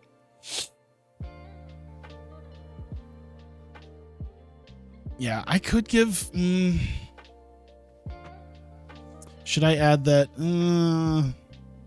I'll wait. I'll give him some promo time after all of this on the next stuff. Because I've got stuff to I'll have stuff to do with him later. I'm not super concerned about all of that. Obviously, I could probably put more promos and stuff in here, but that's all right. I'm gonna get past this, and I'll worry about it later. All right, the biggest event in Project Vertigo's history. A year and a half of building up to this. It is Wrestle Zenith. 196 people showing up for the first ever Wrestle Zenith here. And Michael, yeah, I believe he's eligible already. I think he's been that way for a few months. I'm pretty sure, because he already did like a tweet about it a while ago. But nonetheless, opening it up, Mada Abdelhamid wants to get his hands on Tim Donst.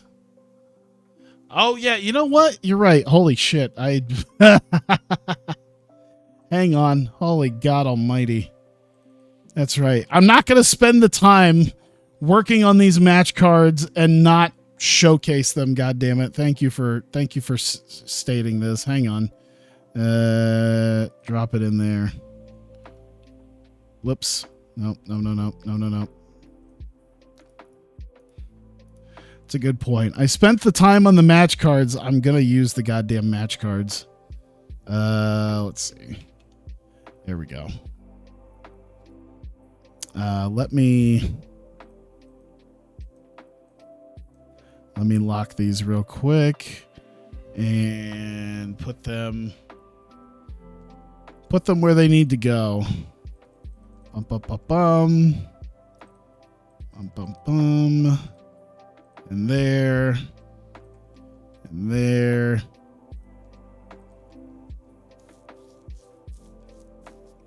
All right. Perfect. All right. Yeah, I use Photoshop for them. All right.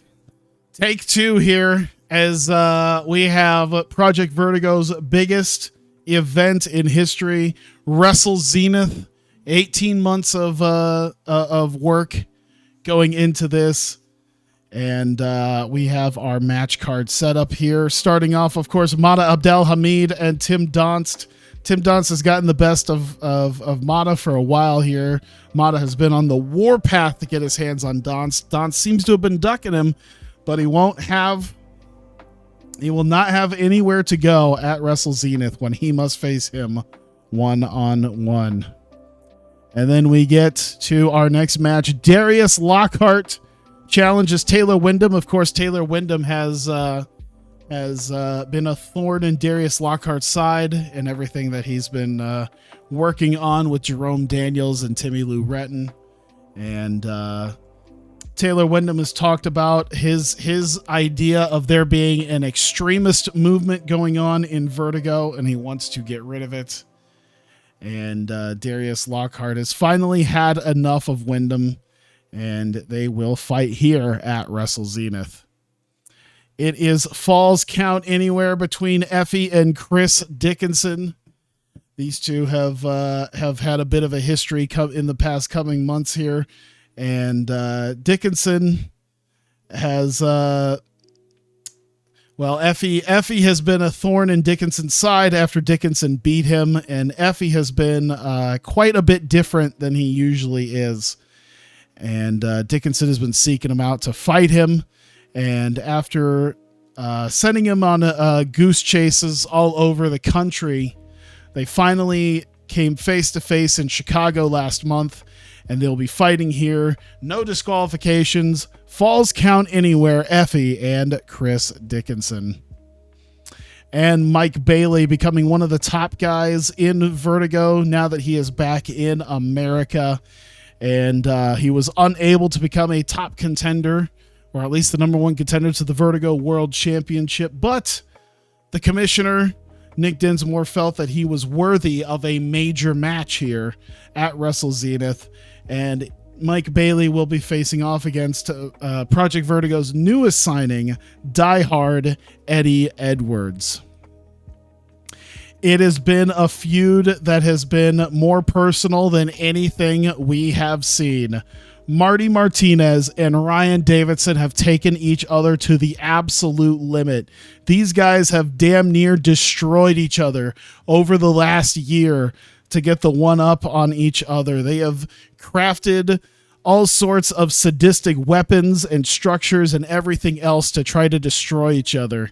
Marty Martinez has shown his newest, what he calls war-ending structure that he calls Dead Man Wonderland, a cage surrounding the ring and ringside area, barbed wire at the top so there is no escape, and weapons hanging from every end of the cage. It will be a brutal match between the two inside Dead Man Wonderland, and maybe only one of them will be walking out.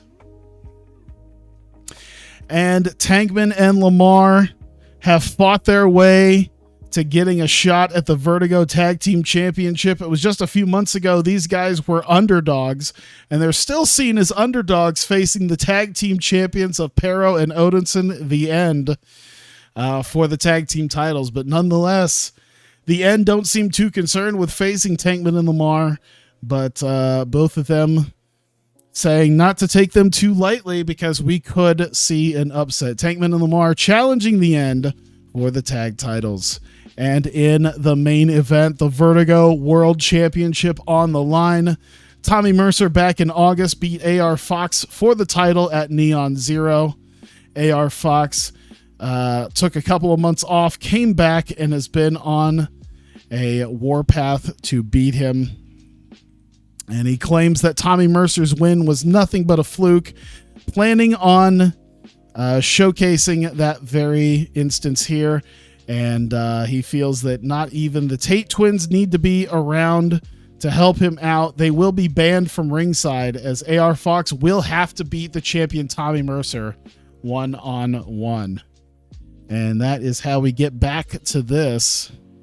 Give me just a second as I clear out the whole thing.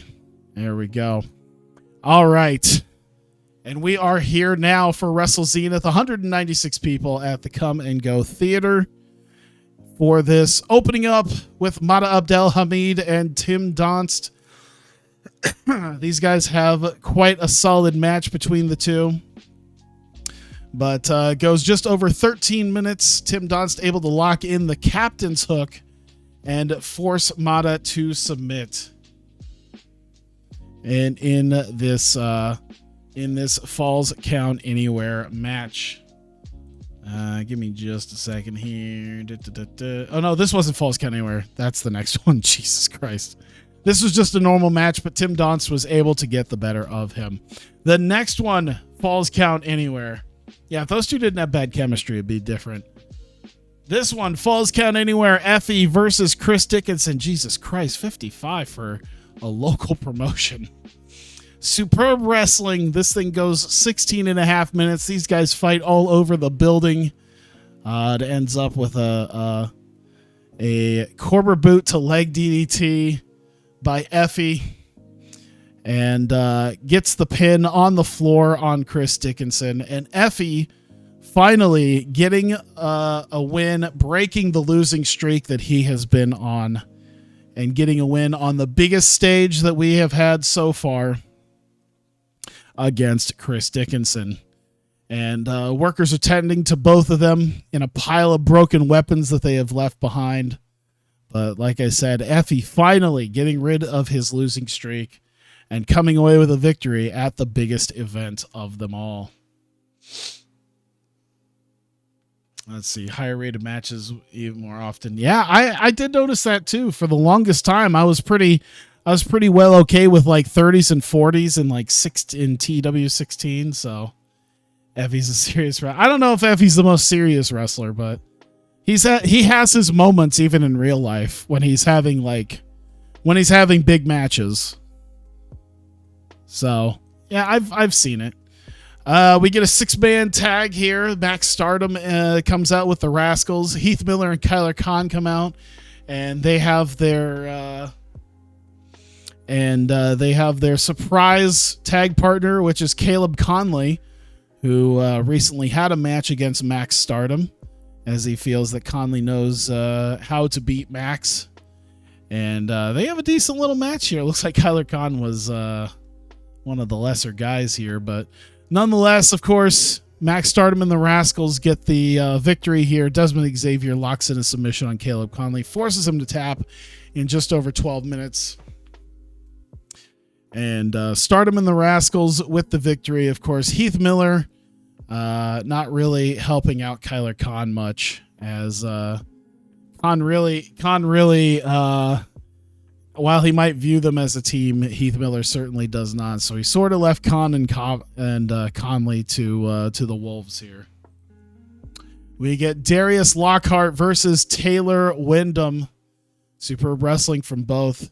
Taylor Wyndham, though, in just over 14 minutes, hits Darius Lockhart with the Truth Bomb. Looked like Lockhart might have been able to win, but Wyndham gets him with the Truth Bomb and the win, and Taylor Wyndham victorious here over Lockhart. What that means after this event, I do not know. I guess we will find out afterwards, but Wyndham is very happy with himself in getting that victory.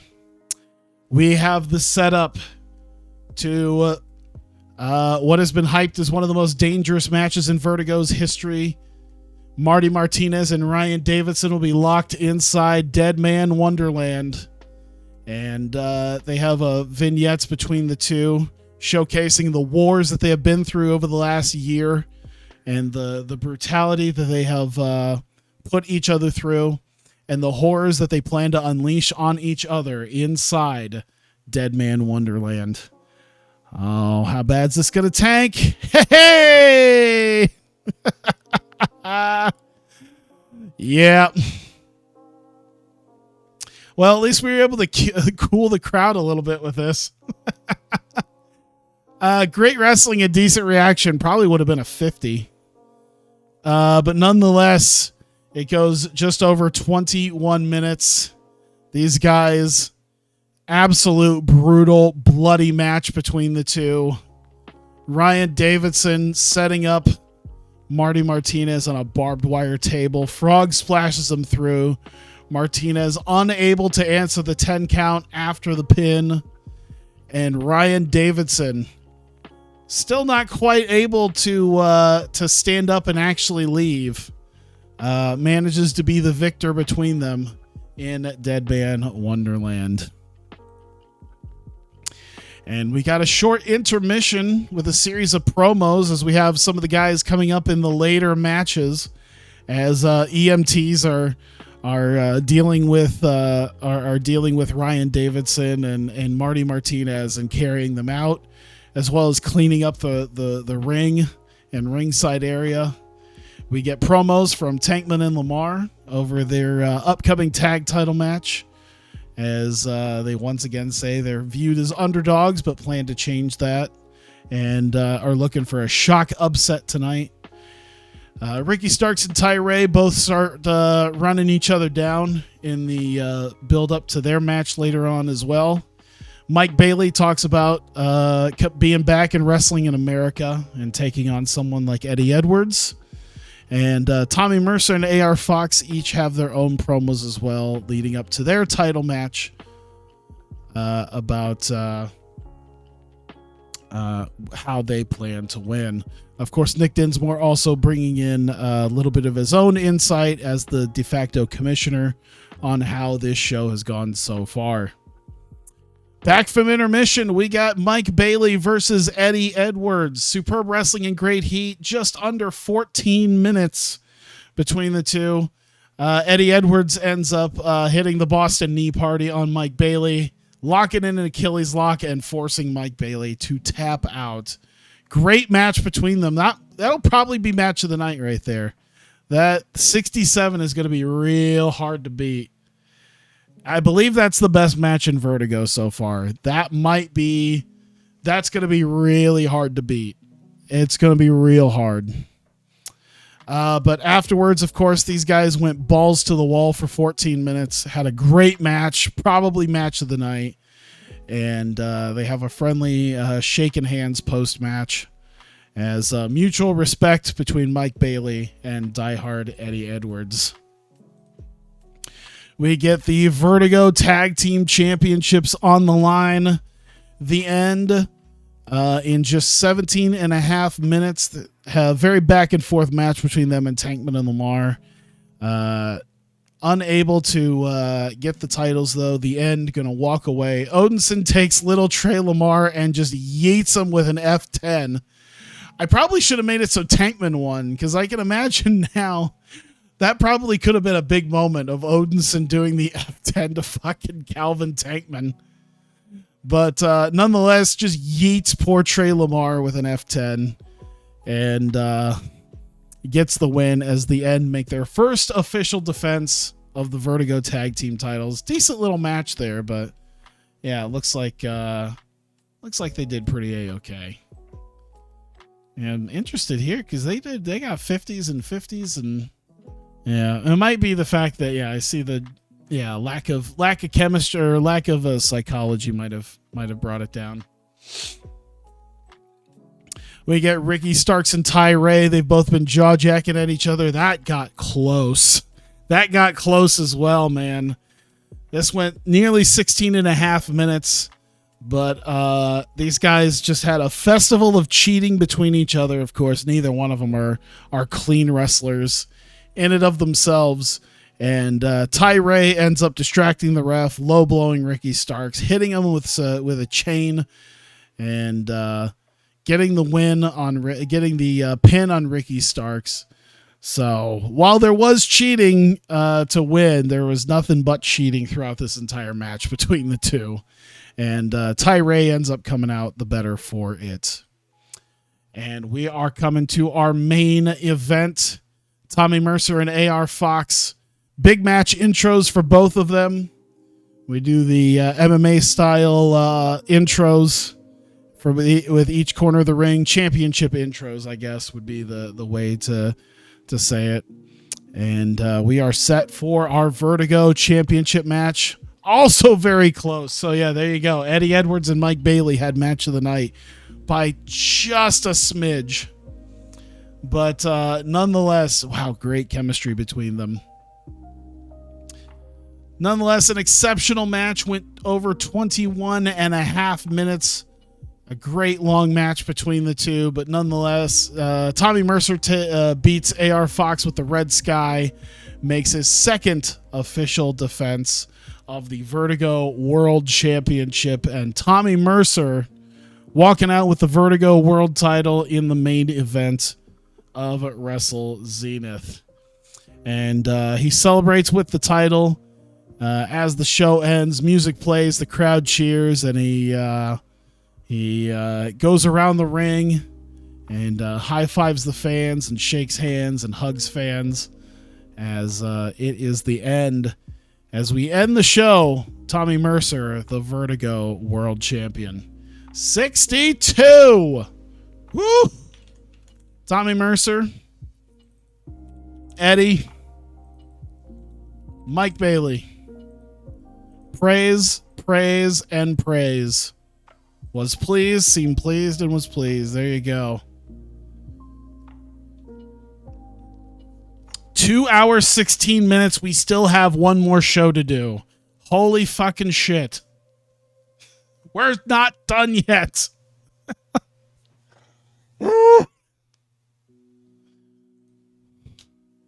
God damn it. It's already... Oh, God, it's so late. Risa Sarah. Yep, $80. There you go. Cool.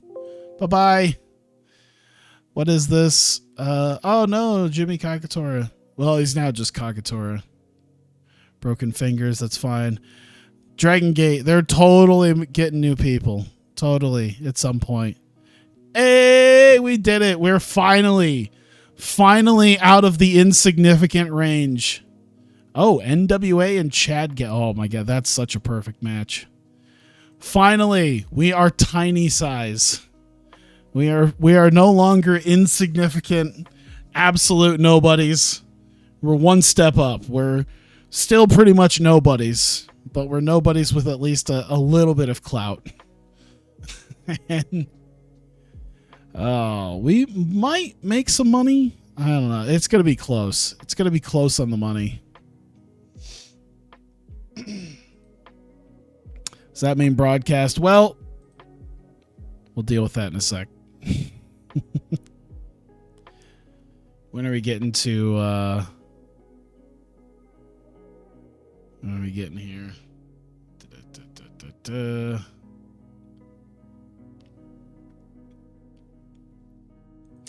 IdolPro.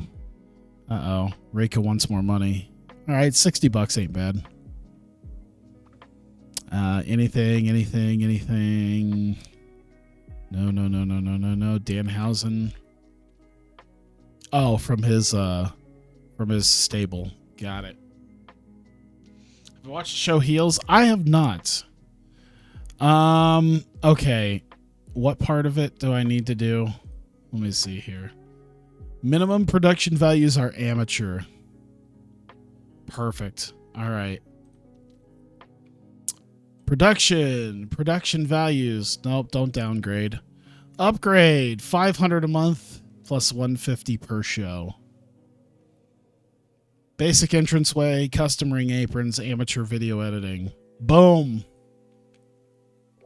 We are finally able to get ourselves set up to be on Twitch. Are we not even good enough for YouTube yet? No. At least not this version of YouTube. Maybe this version of YouTube, but there are already a lot of TV shows there. We can just do Twitch. There's like nobody on Twitch. I don't think I'm able to go anywhere else right now. Nope. That's fine. But let's get a deal for events for right now. Let's see. Are they willing to give me 6 months or a year? Time slot, they're not going to give me prime time. Oh, boy. Afternoon? All right, how does it go? What comes after afternoon? Where is it at? Is it going to be late night? It used to be... Okay, am I Negotiating broadcast deals. Where's the...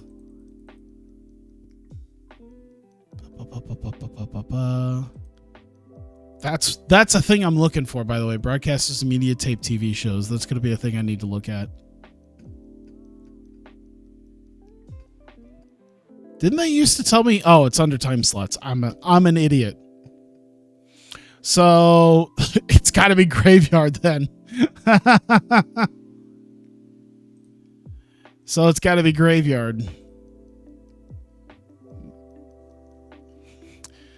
Project Vertigo coming at 2 in the morning.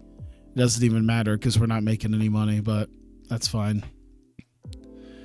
Let's see. They don't want any exclusive rights. Not pay anything per show for the deal. They wouldn't pay anything per show. They're happy with the terms. All right. Sign the deal. We will now be broadcasting officially on Twitch. Who's the best shot at dethroning? I honestly don't know because I don't pay attention to WWE anymore. So I could not tell you, to be completely honest.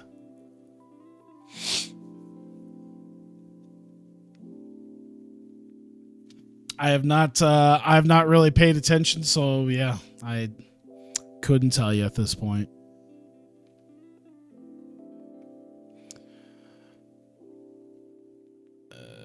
That's pretty meta. Uh-oh. Oh, God. How big are they? Holy shit. They're fucking medium size? Wait, does this mean Sendai Girls is like almost as big as AEW? Where are they at? Well, they're bigger than Stardom at this point. Even Stardom's small. Who else is medium? Dragon Gate, DDT, Noah.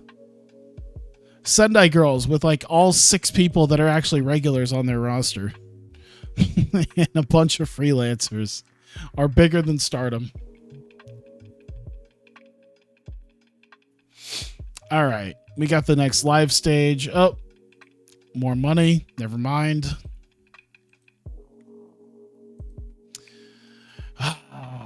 Look at all that money. It's about to go out the door. Out the door. Oh. Effie split up with his partner. Oh, sad.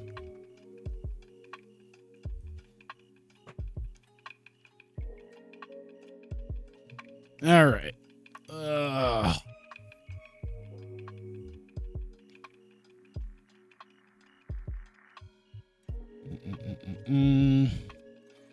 right, IdolPro. Oh boy, now Sendai Girls are big britches at this point, and they're gonna be hired all the best people. I don't think they're offering like big contracts. I don't think they're offering anything exclusive, so I'm not gonna worry too much. I'm watching you on Twitch, and they're watching you on Twitch. All right, so we got one more show. God damn it, let's get this done. Yeah, Chad Gable's in NWA. Perfect fit, honestly. Okay, I think before I do anything, I got the names. Oh shit, who was it? Here we go. Let's do 180. Yeah, why not? There we go. And there we go. 300. 270. Perfect. All right. Get ourselves a broadcast team. Because we got ourselves broadcasting to do. All right. Idolfight Project. Where the fuck are we going? I don't even care. Let's go Shinkeeper first. I think we're honestly far enough now. We can continue to just do 2 shows a month in Tokyo and be fine. We got 18 now. Look at that. We were in Nagoya not too long ago, but I think I won't worry too much. Just build stuff up here. We're almost to the point of selling the building out. You know, when the next VertXIdol will be. I'd like to tell you soon, but at the rate I stream and put stuff out, it might be a little bit, like a few weeks. I think in real life it's been at least a month since I last did this, so I can't sit here and say I'm totally going to be doing this again soon. But when this comes back around to the rotation, it might be. I swear to God, I keep saying I'm going to actually do more streams, but then shit comes up and it's very hard to continuously do things. So I apologize if it's a little bit before you end up seeing another one of these, but trust me when I tell you I am working on it and want to stream more, just as long as stuff aligns. It doesn't help that I get stuff that just ends up happening. Like actually just yesterday, I hadn't even, man, it's been 2.5 hours. I didn't even mention probably the biggest thing, especially when it comes to my my life, is that my dryer broke. And now that I'm living in a house, I can't just call someone about it. I have to actually do it myself. So that's not fun. You're at Mayumi, Lady C, there we go. So actually, let's not do open match, but a decisive win. How do you come up with your storylines? I don't know if there's a distinct way I come up with it other than just thinking about stuff. I don't know. It's about I wish I could give you an idea of how I come up with it, but I think it's just because I consume a lot of different things, a lot of different like little media things. So it's like, oh, maybe I could do something like this. Maybe I could do something like this. Like having an entire knowing about Alex Jones and then having Taylor Wyndham be an entire character revolving around him being a wrestling version of Alex Jones. Like that's just basic media stuff, I guess, is just how I do it. That's about it. Camille, Mirai. I swear to God, I'm gonna zip through this. Entertainment, minor success. There we go. Done. I'm gonna try to rip roar through this. Boom. On 2 minutes. We'll use her fighting because we're using combat type stuff. 1v1. Risa Sarah. Marika. It's one of those things where I realized it's now 1:45 in the morning and I have to go to work. So I'm already going to have, by the time I actually get done with this, I will have less than 7 hours of sleep. So that's probably not the best. So the sooner I can get done with this, the better. It is not going to be an open match. Marika is not here to be competitive with Risa Sarah. That is not happening. It's not going to be quite a squash, but yeah, she's not going to be super competitive. But if you guys are going, I do thank you guys. Appreciate it. Appreciate you guys being here as I'm zipping through this. Well, this is mostly a backstage promo. So I guess minor success is there. Boom. Idea for coming. What if Blank was in wrestling and written by a dude on crack? That's, I can't even say that's not. It's like, oh, what if we did a Marvel movie, but just with Triple H and Christian Cage and Lady Beard and Batista, and it was just completely balls to the wall insane. What if we just did that? Let's see. Michiko Miyagi, Abaddon, Arna Neko, Entertainment. Is this 3 minutes? This is 3 minutes. Cool. 4:15, 3-2, 14, 3-3. Okay. I'm just trying to get this done. 6-woman tag. Boom. Let's get Revelation there. Let's get Michiko Miyagi in there. Let's see. I see Mocha once again. I see Pin Eater once again against with JK Fallen Stars. You made like... Oh yeah, that's right. Kangaroo, Jess, and Kangaroo Cassidy and Kangaroo Jess. They were dipshit sidekicks to my knockoff Justice League.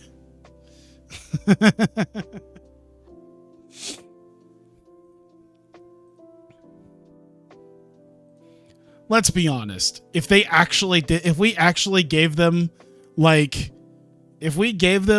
Nikki ASH tier outfits for the sake of being pure comedy and slapstick, they would fucking knock it out of the park. At least Billy Kay would. Miyagi victory. I guess open match because Abaddon and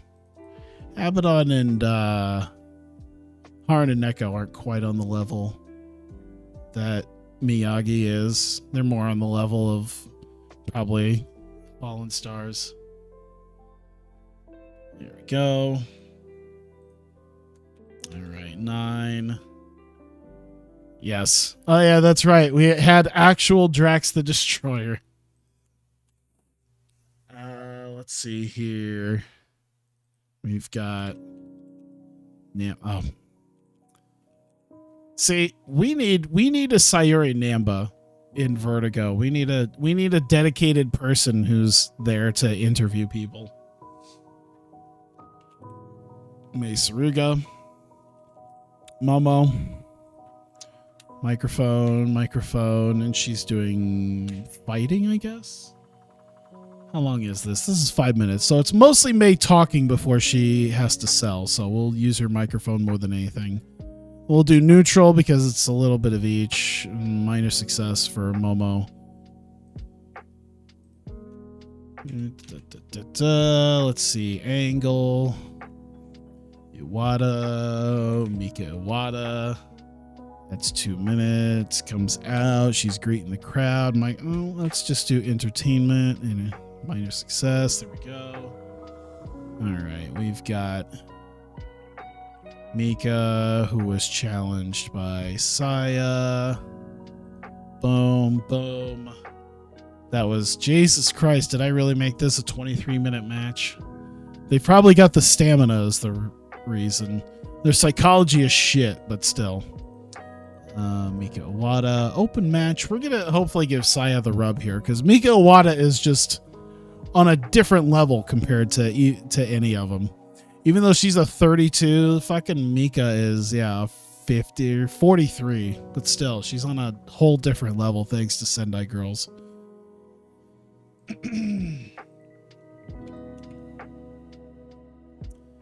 Entire Hawkeye Pro playlist, WMA wrestling stuff, yeah.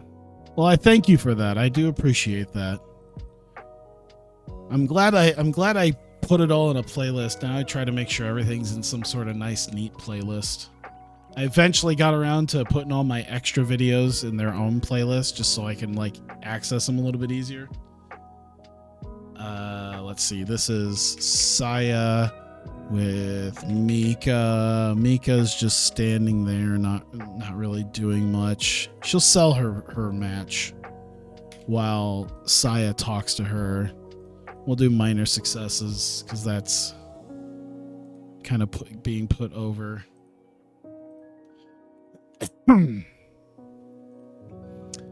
Angle. There. We've got Hikari Noah and Ram Kaicho. This is 2 minutes. They're both using entertainment. Put over a little bit. There we go. You've got a match. Tag. Goddamn. Let's do, Bakuretsu Sisters. There we go. We've got Ram. And we've got Hikari. There we go. This goes 17 total. I'm telling you, I'm zipping through this, man. Let's give Ram the win, even though it's not going to mean too much. We're going to make Nautica lose, but for the sake of the... Actually, no. Nautica doesn't lose. It's Ino. Because that, for the sake of the deal here. Let's make an open match, because even though Hikari and Ram are good, they're also facing people who are an established tag team. Tainted finish, they're gonna cheat. Because they both are gonna tend to cheat and use weapons anyway. There we go. And we got Ram. We got Hikari. We've got Nautica. We've got Yuki Aino. Cell. Not. We'll use her acting for this. We'll use her acting here, and I guess Ram's not really doing much here. But I'd say it's a decent success here and decent defeat here. And this is 5 minutes. There we go.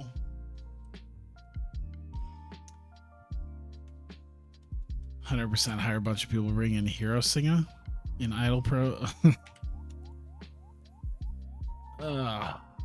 Yeah, I definitely got people I still want to bring in, but I just don't have money. Let's see here. Raku, Imawaru Nagi, Arisu Endo, and they're just talking backstage, having a pleasant conversation. Hey, these people look like they're going to team up at some point. Main event, almost done. Mio Momono and Himika Arita. This might be also one of our better matches we've done. There we go. 22. Road agent notes. Who do I got here? I got Mio. And open match, because they're very evenly matched for this. Decisive win, and I think we're good. Boom. And final deal. 3 minutes. Michiko Miyagi and Mio Momono. And we'll do fighting and selling. Minor success, minor defeat. There we go. Boom. All right, we are done. Analysis. Everything looks good. Oh. All right. Maybe we can get out of the 3-hour mark. Oof. All right, let's do it. All right, IdolPro live stage number 18, 236 people, a near sellout in Shinkiba first ring for this event, the final event of the year. I believe it's also very, very close to Christmas, if not Christmas, pretty much. I think we're just a couple days removed from it in game, but nonetheless, we have. Opening up the show, we have Miyako Matsumoto, who has prepared a song for everybody and singing a bit off-key while she's also dragging Lady C with her, who seems like she wants to be about anywhere else but be beside Miyako Matsumoto as they head down to the ring for a tag match. Unfortunately for them, the Strong Kickers are back for this, and they go just under 13 and a half minutes when Mirai Mayumi hits the sit-out spine buster on Lady C and pins her. It's weird to see any match where I see Yuki Kamifuku was head and shoulders above everyone else. How? Whatever. Miyako Matsumoto and Lady C don't work well as a team. That's fine. Mirai Mayumi sustained sleepyhead. Well, okay, she'll probably be fine by the next time we do something. But nonetheless, the Strong Kickers, in their first match back after losing their cage match last month, successful against Mia Coco and Lady C. And they feel the cage match was a setback for them as a team, but they're ready to take on more and more teams in IdolPro. They said they've been very stuck in a rivalry, a heated rivalry with Saya Kamitani and Himeka Arita. Since then, there have been quite a few new teams in IdolPro that Strong Kickers want to face. We get a vignette of Hanan training in her martial arts and karate and all the various athletic sports that Hanan is in right now. And just a vignette showing off her athleticism and her fighting skill, as we should probably look to see her coming back for a match next month. We get Risa Sera facing off against an unwilling participant, Marika Kobashi, as Marika's big mouth landed her in this match. And she didn't get much offense in. She tried, but nonetheless not able to do too much. Just over an 11.5 minutes, Risa Sera ends up getting the win over Marika with the Ayers Rock 2. And Risa successful. That'll be her first official win in Idolfight Project. So Risa doing well in that regard. Of course, we are a couple days removed from Christmas. So we get Mari Koto backstage celebrating it. They have a Christmas cake and they have a couple of late present exchanges. They weren't able to see each other until we miraculously filmed this backstage segment. But nonetheless, they seem to be enjoying the winter and the Christmas holiday. Revelation are coming out for a 6-woman tag. Michiko Miyagi still says she's looking forward to becoming the Royal Spirit Champion. It's still her new obsession, and she's on a new mission in order to obtain that obsession. Of course, she has Abaddon and Haraneko with her for this, and we have a 6-woman tag against Mocha Miyamoto and the JK Fallen Stars. Goes just over 10 minutes, and unfortunately for them, Michiko Miyagi ends up getting Ruaka in a tombstone pile driver. Pile drives her to the mat. It's weird that, it's because Neko's a 41. Okay. Otherwise, she would have been head and shoulders above literally everyone in this match. Just carried literally everybody. But nonetheless, Revelation getting the win in the 6-woman tag here against JK Fallen Stars and Mocha. We get a backstage interview with Mei Suruga, as they're having a sit down where Mei Suruga talks about her experience with facing Momo. Of course, she had her first Royal Spirit Championship title defense against Momo, which went Mei's way after some interference by Reika, and talks about how strong of an opponent Momo is. And as she's doing that, Momo Watanabe bursts into the room and tackles Mei to the ground and starts pummeling her, prompting people to pull Momo off of Mei. And seems as though this interview is over, as Momo is drug away and Mei is on the ground being tended to. We've got Mika Iwata coming out. She hasn't been here. She was here last month. We haven't seen her since Tokyo's Most Wanted last month in her loss to Michiko Miyagi. But she greets the crowd, thanks them for coming out, and is ready to take on the challenge that Saya Kamitani had laid out to her last week, or I think 2 weeks ago now. And they have a pretty good match. Jesus Christ. Mika Iwata just carrying Saya to an amazing match. An exceptional match. It goes 23 minutes. And Saya was looking for the Phoenix Splash. Unable to make it happen. Gets caught up in a spinning heel kick. And Mika Iwata gets the victory. And solid showing there from Saya, as she did everything she could to win. It just wasn't enough to take out Mika Iwata just yet. But post-match, she does grab a microphone as both of them are selling their match here. And Saya says she has not beaten Mika Iwata yet, and she's unable to do it, but she'll be working to make sure that someday she will be able to beat her. And even by this time next year, she's looking to once again face Mika Iwata and prove herself better. We get Hikari Noa and Ram Kaicho coming out. They each come out with a steel chair in their hand. Of course, Hikari Noa once again putting herself over as the new hardcore queen, and Ram Kaicho helping along with that as she's also a bit sadistic, so she has no qualms with this at all. And they plan on using these chairs against the Bakuretsu sisters here after this match. And of course, they face the Bakuretsu sisters. Fantastic heat, great wrestling. Went just under 15 minutes. As, of course, they are women of their words as they use the chairs to pummel Yuki Aino, use the ropes for leverage, and Ram Kaicho gets the win for herself and Hikari Noa. And let's see, Ram's got a gimmick that's getting stale. I'll have to remember that. And they aren't done, of course. They decided they were going to keep moving. They were going to keep along with this as Ram goes after Nodoka Tenma, keeps her out of the ring as Hikari Noa takes the chairs that they brought into the ring, puts one underneath Yuki Aino's head, and lifts the other one up and hits a one-person concerto on Yuki Aino as Yuki is left nearly lifeless in the ring.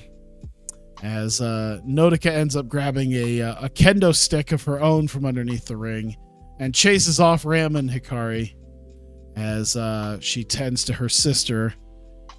And before EMTs can really come out, Nodoka shoves away any doctors or staff or anybody as she helps roll Yuki out and carries her herself to the back. Poor Nodoka having to deal with her broken sister. Sleep Train Angels are backstage. They run into Arisu Endo, who they compliment over her performances, and they seem to have a friendly conversation, strike up a bit of a friendship between them. And they say that it would be interesting if Arisu Endo joined them with the Sleep Train Angels and perhaps tag together. It would be nice if they had a third person, and Risu says she'd be willing to do that, and we'll see if in the future they decide to tag up. We get our main event, Mio Momono taking on Himeka Arita. An exceptional match, just over 20 minutes. Fantastic between them. Mio Momono, though, ends up hitting Himeka Arita with the code red and getting the victory. And at least here tonight between the two, as they were looking to prove themselves Royal Spirit Championship contenders, Mio Momono, the better of the two, for the final match for Idolfight Project of the year. And as Mio celebrates, we get Michigo Miyagi coming out after the match, attacks Mio Momono and stomps on her. And the show ends with Miyagi standing over Momono, who is selling the attack by Miyagi. 57, fantastic. All right, Jesus Christ. Momo. Mika needs to be praised for carrying her match. And let's go Hikari. There we go. Praise and praise and praise. There you go. Very happy, was happy, and seemed pleased. Well, I'm glad I made Momo happy. That's what I want to do. I want to make Momo as happy as possible so she doesn't fucking leave. That's the point. All right, let's see this here. Sleepyhead, that's fine. That's probably just gonna be what, a couple days? Yeah, 3 days. That's fine. Not a problem. Nothing really here Besides Dragon Gate, they swear to God they're getting new people. Nothing there. All right, let's get to the end of the year. Jesus Christ, it is past 1 a.m. It is past my bedtime. Well, I'd say it's past my bedtime. It's past time for me to be in bed. I should be in my bed staring at YouTube on my phone right now. Not actually sleeping. Hiragi Kurumi quits Ice Ribbon. Oh, she's still employed by Oz, but might be worth noting. I think she's still on my short list anyway. Well, she is now, so that's fine. She's only like what, 20, 21? I think she in real life she's just turned 20 not too long ago.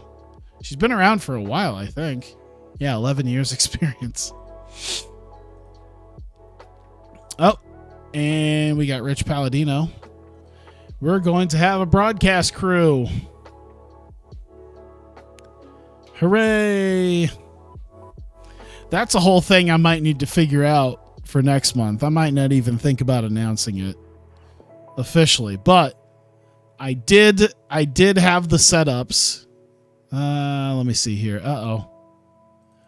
2 new hires by Sendai Girls. That's fine. Anything there? By the way, there was a couple things that happened over this month on my test run of the month when I was pre-booking stuff that have not happened. So I think by this point, if it hasn't happened, it probably won't happen this month, which is fine. It'd be nice if it did, but that's all right. Oh, what a cursed fucking image of clean-shaven Tamatonga. I don't like it. I don't like it at all. I know it works in Japan. From what I heard, it's let's see here. Yeah. Fully recovered. All that. That's good. Okay. Awesome Kong's retired. Pretty sure Awesome Kong's retired. Dragon Gate, they swear to God they are wrestling. Jesus. They swear to God they are getting new wrestlers. They're going to do it. Swear to God. Ooh. Candice LeRae is retired. She retired to be a mom? Is that what that is? Is she still... Yeah, she's still married to Jerry. Okay. Could you imagine if that actually happened in real life? If she gives birth, becomes a mom, and then it's just like, yep, that's a career. Jim Cornette has a new catchphrase. Oh, boy. I don't know what it is, but I'm sure it has the word motherfucker in it. There we go.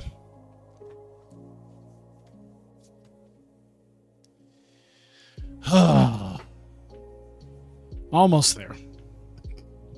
But yeah, I did actually make I don't know if I'm going to make the TV show, but I think now that we have an actual broadcasting deal, probably we'll end up $131. Okay, $60 is fine. Probably we'll end up doing an actual TV show, which is why I won't be doing any more black labels for quite a while, because hey, TV tapings I think would probably do better. Natsuko Tora won the future. That's not even how you do it. That's not even how that title works. Whatever. It's fine, because, you know, Stardom has probably about 3 too many belts as it is, but whatever. Oh, there's going to be so much stuff to unpack, because not only is it the end of the month, it's the end of the year. There's going to be so much to unpack at the end of the year here. Fuck. I bet you there's going to be contracts that come up too. That always happens. Especially because I believe we're officially hitting the 18-month mark. So a lot of these contracts that were set for 18 months in game. Oh, God almighty. Oh, God. Look at all the fucking teams. Why is there 3,000 tag teams? What the fuck?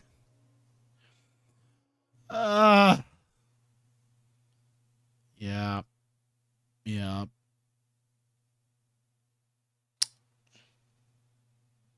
Of course, there's a guy named Grim Reaper that was one of Homicide's trainees. I bet you he worked for JCW. All right, Wrestler of the Year, Kenny Omega. Company of the Year, New Japan. Team of the Year, the Young Bucks. Jesus Christ. Match of the Year, Kazuchika Okada and Will Ospreay versus Suzuki Gun, Zack Sabre Jr. and Minoru Suzuki from one of the World Tag Leagues. G1 Climax this year was Show of the Year. Young Wrestler of the Year, El Hijo del Vikingo. Veteran Wrestler of the Year, Minoru Suzuki. You know what? That honestly is probably going to be true in real life. I think if there was like a Veteran Wrestler of the Year, if that's a thing, it'd have to be Suzuki in real life. Female Wrestler of the Year, Kana. That's sad. Most Improved Company, Ring of Honor. Well, you know what? I feel like a lot of these other companies are already pretty good or pretty bad. So ROH being big. And oh boy. Manager of the Year, Tia Trinidad. Also, what? Who is she? Who is she? Who is her? Does it say who she manages? No, I don't think it says. At least I can't figure it out immediately. That's all right. I won't worry too much about it. Announcer of the Year, Shinpei Nogami. Color commentator, Samoa Joe. Referee of the Year, John Cone. Kami honored. And people possibly leaving. Let's see here. WWE rejection. Rey Mysterio leaving WWE. Ooh. Vertigo aren't considered independent. Yeah. Oh, yeah. Because wait, how is he an independent? Whatever. I'm not going to worry about it. Whatever. Yeah. Rey Mysterio's leaving WWE. Oh, God rest his soul is leaving. Another one. Brock Lesnar is leaving WWE. Holy shit. Samoa Joe. Oh, how much does he cost? Fuck you. Oh, wait, no. Hang on. Vertigo.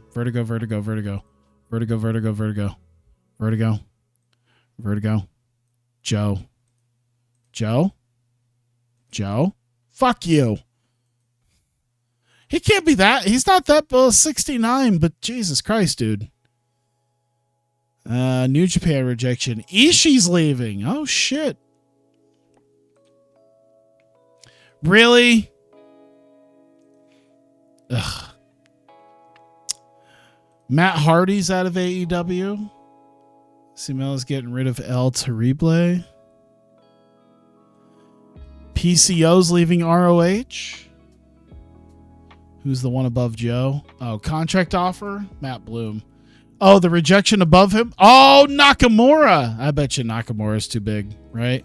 Yep. All right. Fuck yourself. Fuck yourself. Oh, Kenta's gone too. Huh?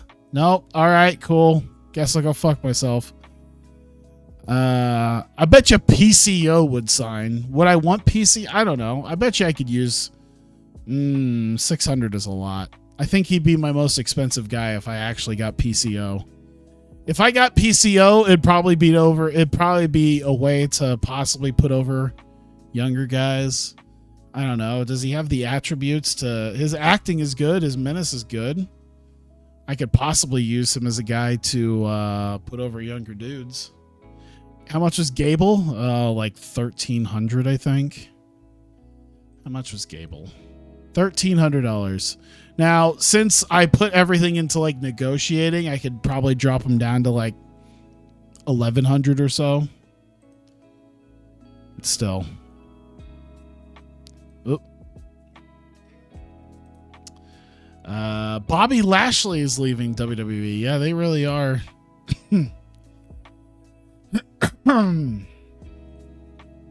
Soligon. These are all guys who are signing.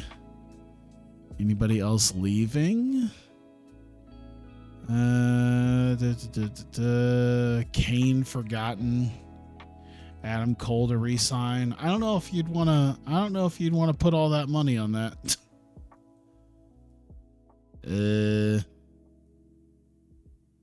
So there's not really Okay. It looks like Orange Cassidy. Orange Cassidy is leaving AEW. Really? I mean, I know he's almost 40, but what the fuck? Orange Cassidy. Jeff Hardy's frustrated he's not getting work. How much does he cost? $2,400. Jesus Christ. How much is Cassidy? He's probably too much. I don't know if he even wants to work with me. $1,500. I don't know. I'd probably still want Chad Gable I could still get Chad Gable. MJF out of AEW. What the absolute fuck? I can sign him for $2,100 an appearance. Why? Why is he not being re-signed? Why is the AI version of AEW not signing MJF? What the absolute fuck? Luchasaurus? Well, I guess Luchasaurus is like almost 40, isn't he? Yeah, 900, but still. Not that much more to get a Chad Gable. Oh, Austin Aries is frustrated he's not getting any bookings. Lars Sullivan to stay with WWE. Let's see. More rumors. It looks like that's it. Zeta Zhang being gone from MLW. So there's possibly some AEW guys, but they are expensive. The cheapest guy to even possibly consider would be PCO, who's also like 57 years old. So there's a lot of high profile people leaving, but not a lot that might be worth the money right this second. I lost $3 whole last month in Vertigo, and with IdolPro, I lost $2 whole. Hey, I cut it pretty damn close with both of them. That's pretty damn good. Yeah, PCO is a possibility as a guy to, like I said, use with younger guys. That would be about the reason I would use him if I was going to. I'll go ahead and shortlist him. Even if he's not in that long, hey, it's a possibility. All right. Well, I'll have to think about it more. At this point, I'm not really too concerned. Yeah, I am tired. It is late. It's been 3 hours. And I've got some stuff to check out, especially with availabilities. Let's see here. Yeah. Cuz there's going to be some things here, I believe.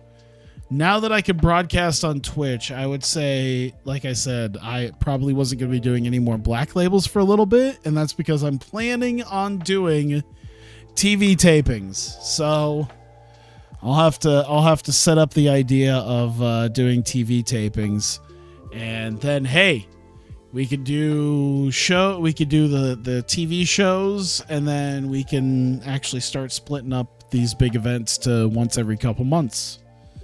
So something to look forward to. I'll have to hammer everything out, but not something I really want to do right this second because it is way too late for me. So I thank you guys for coming out.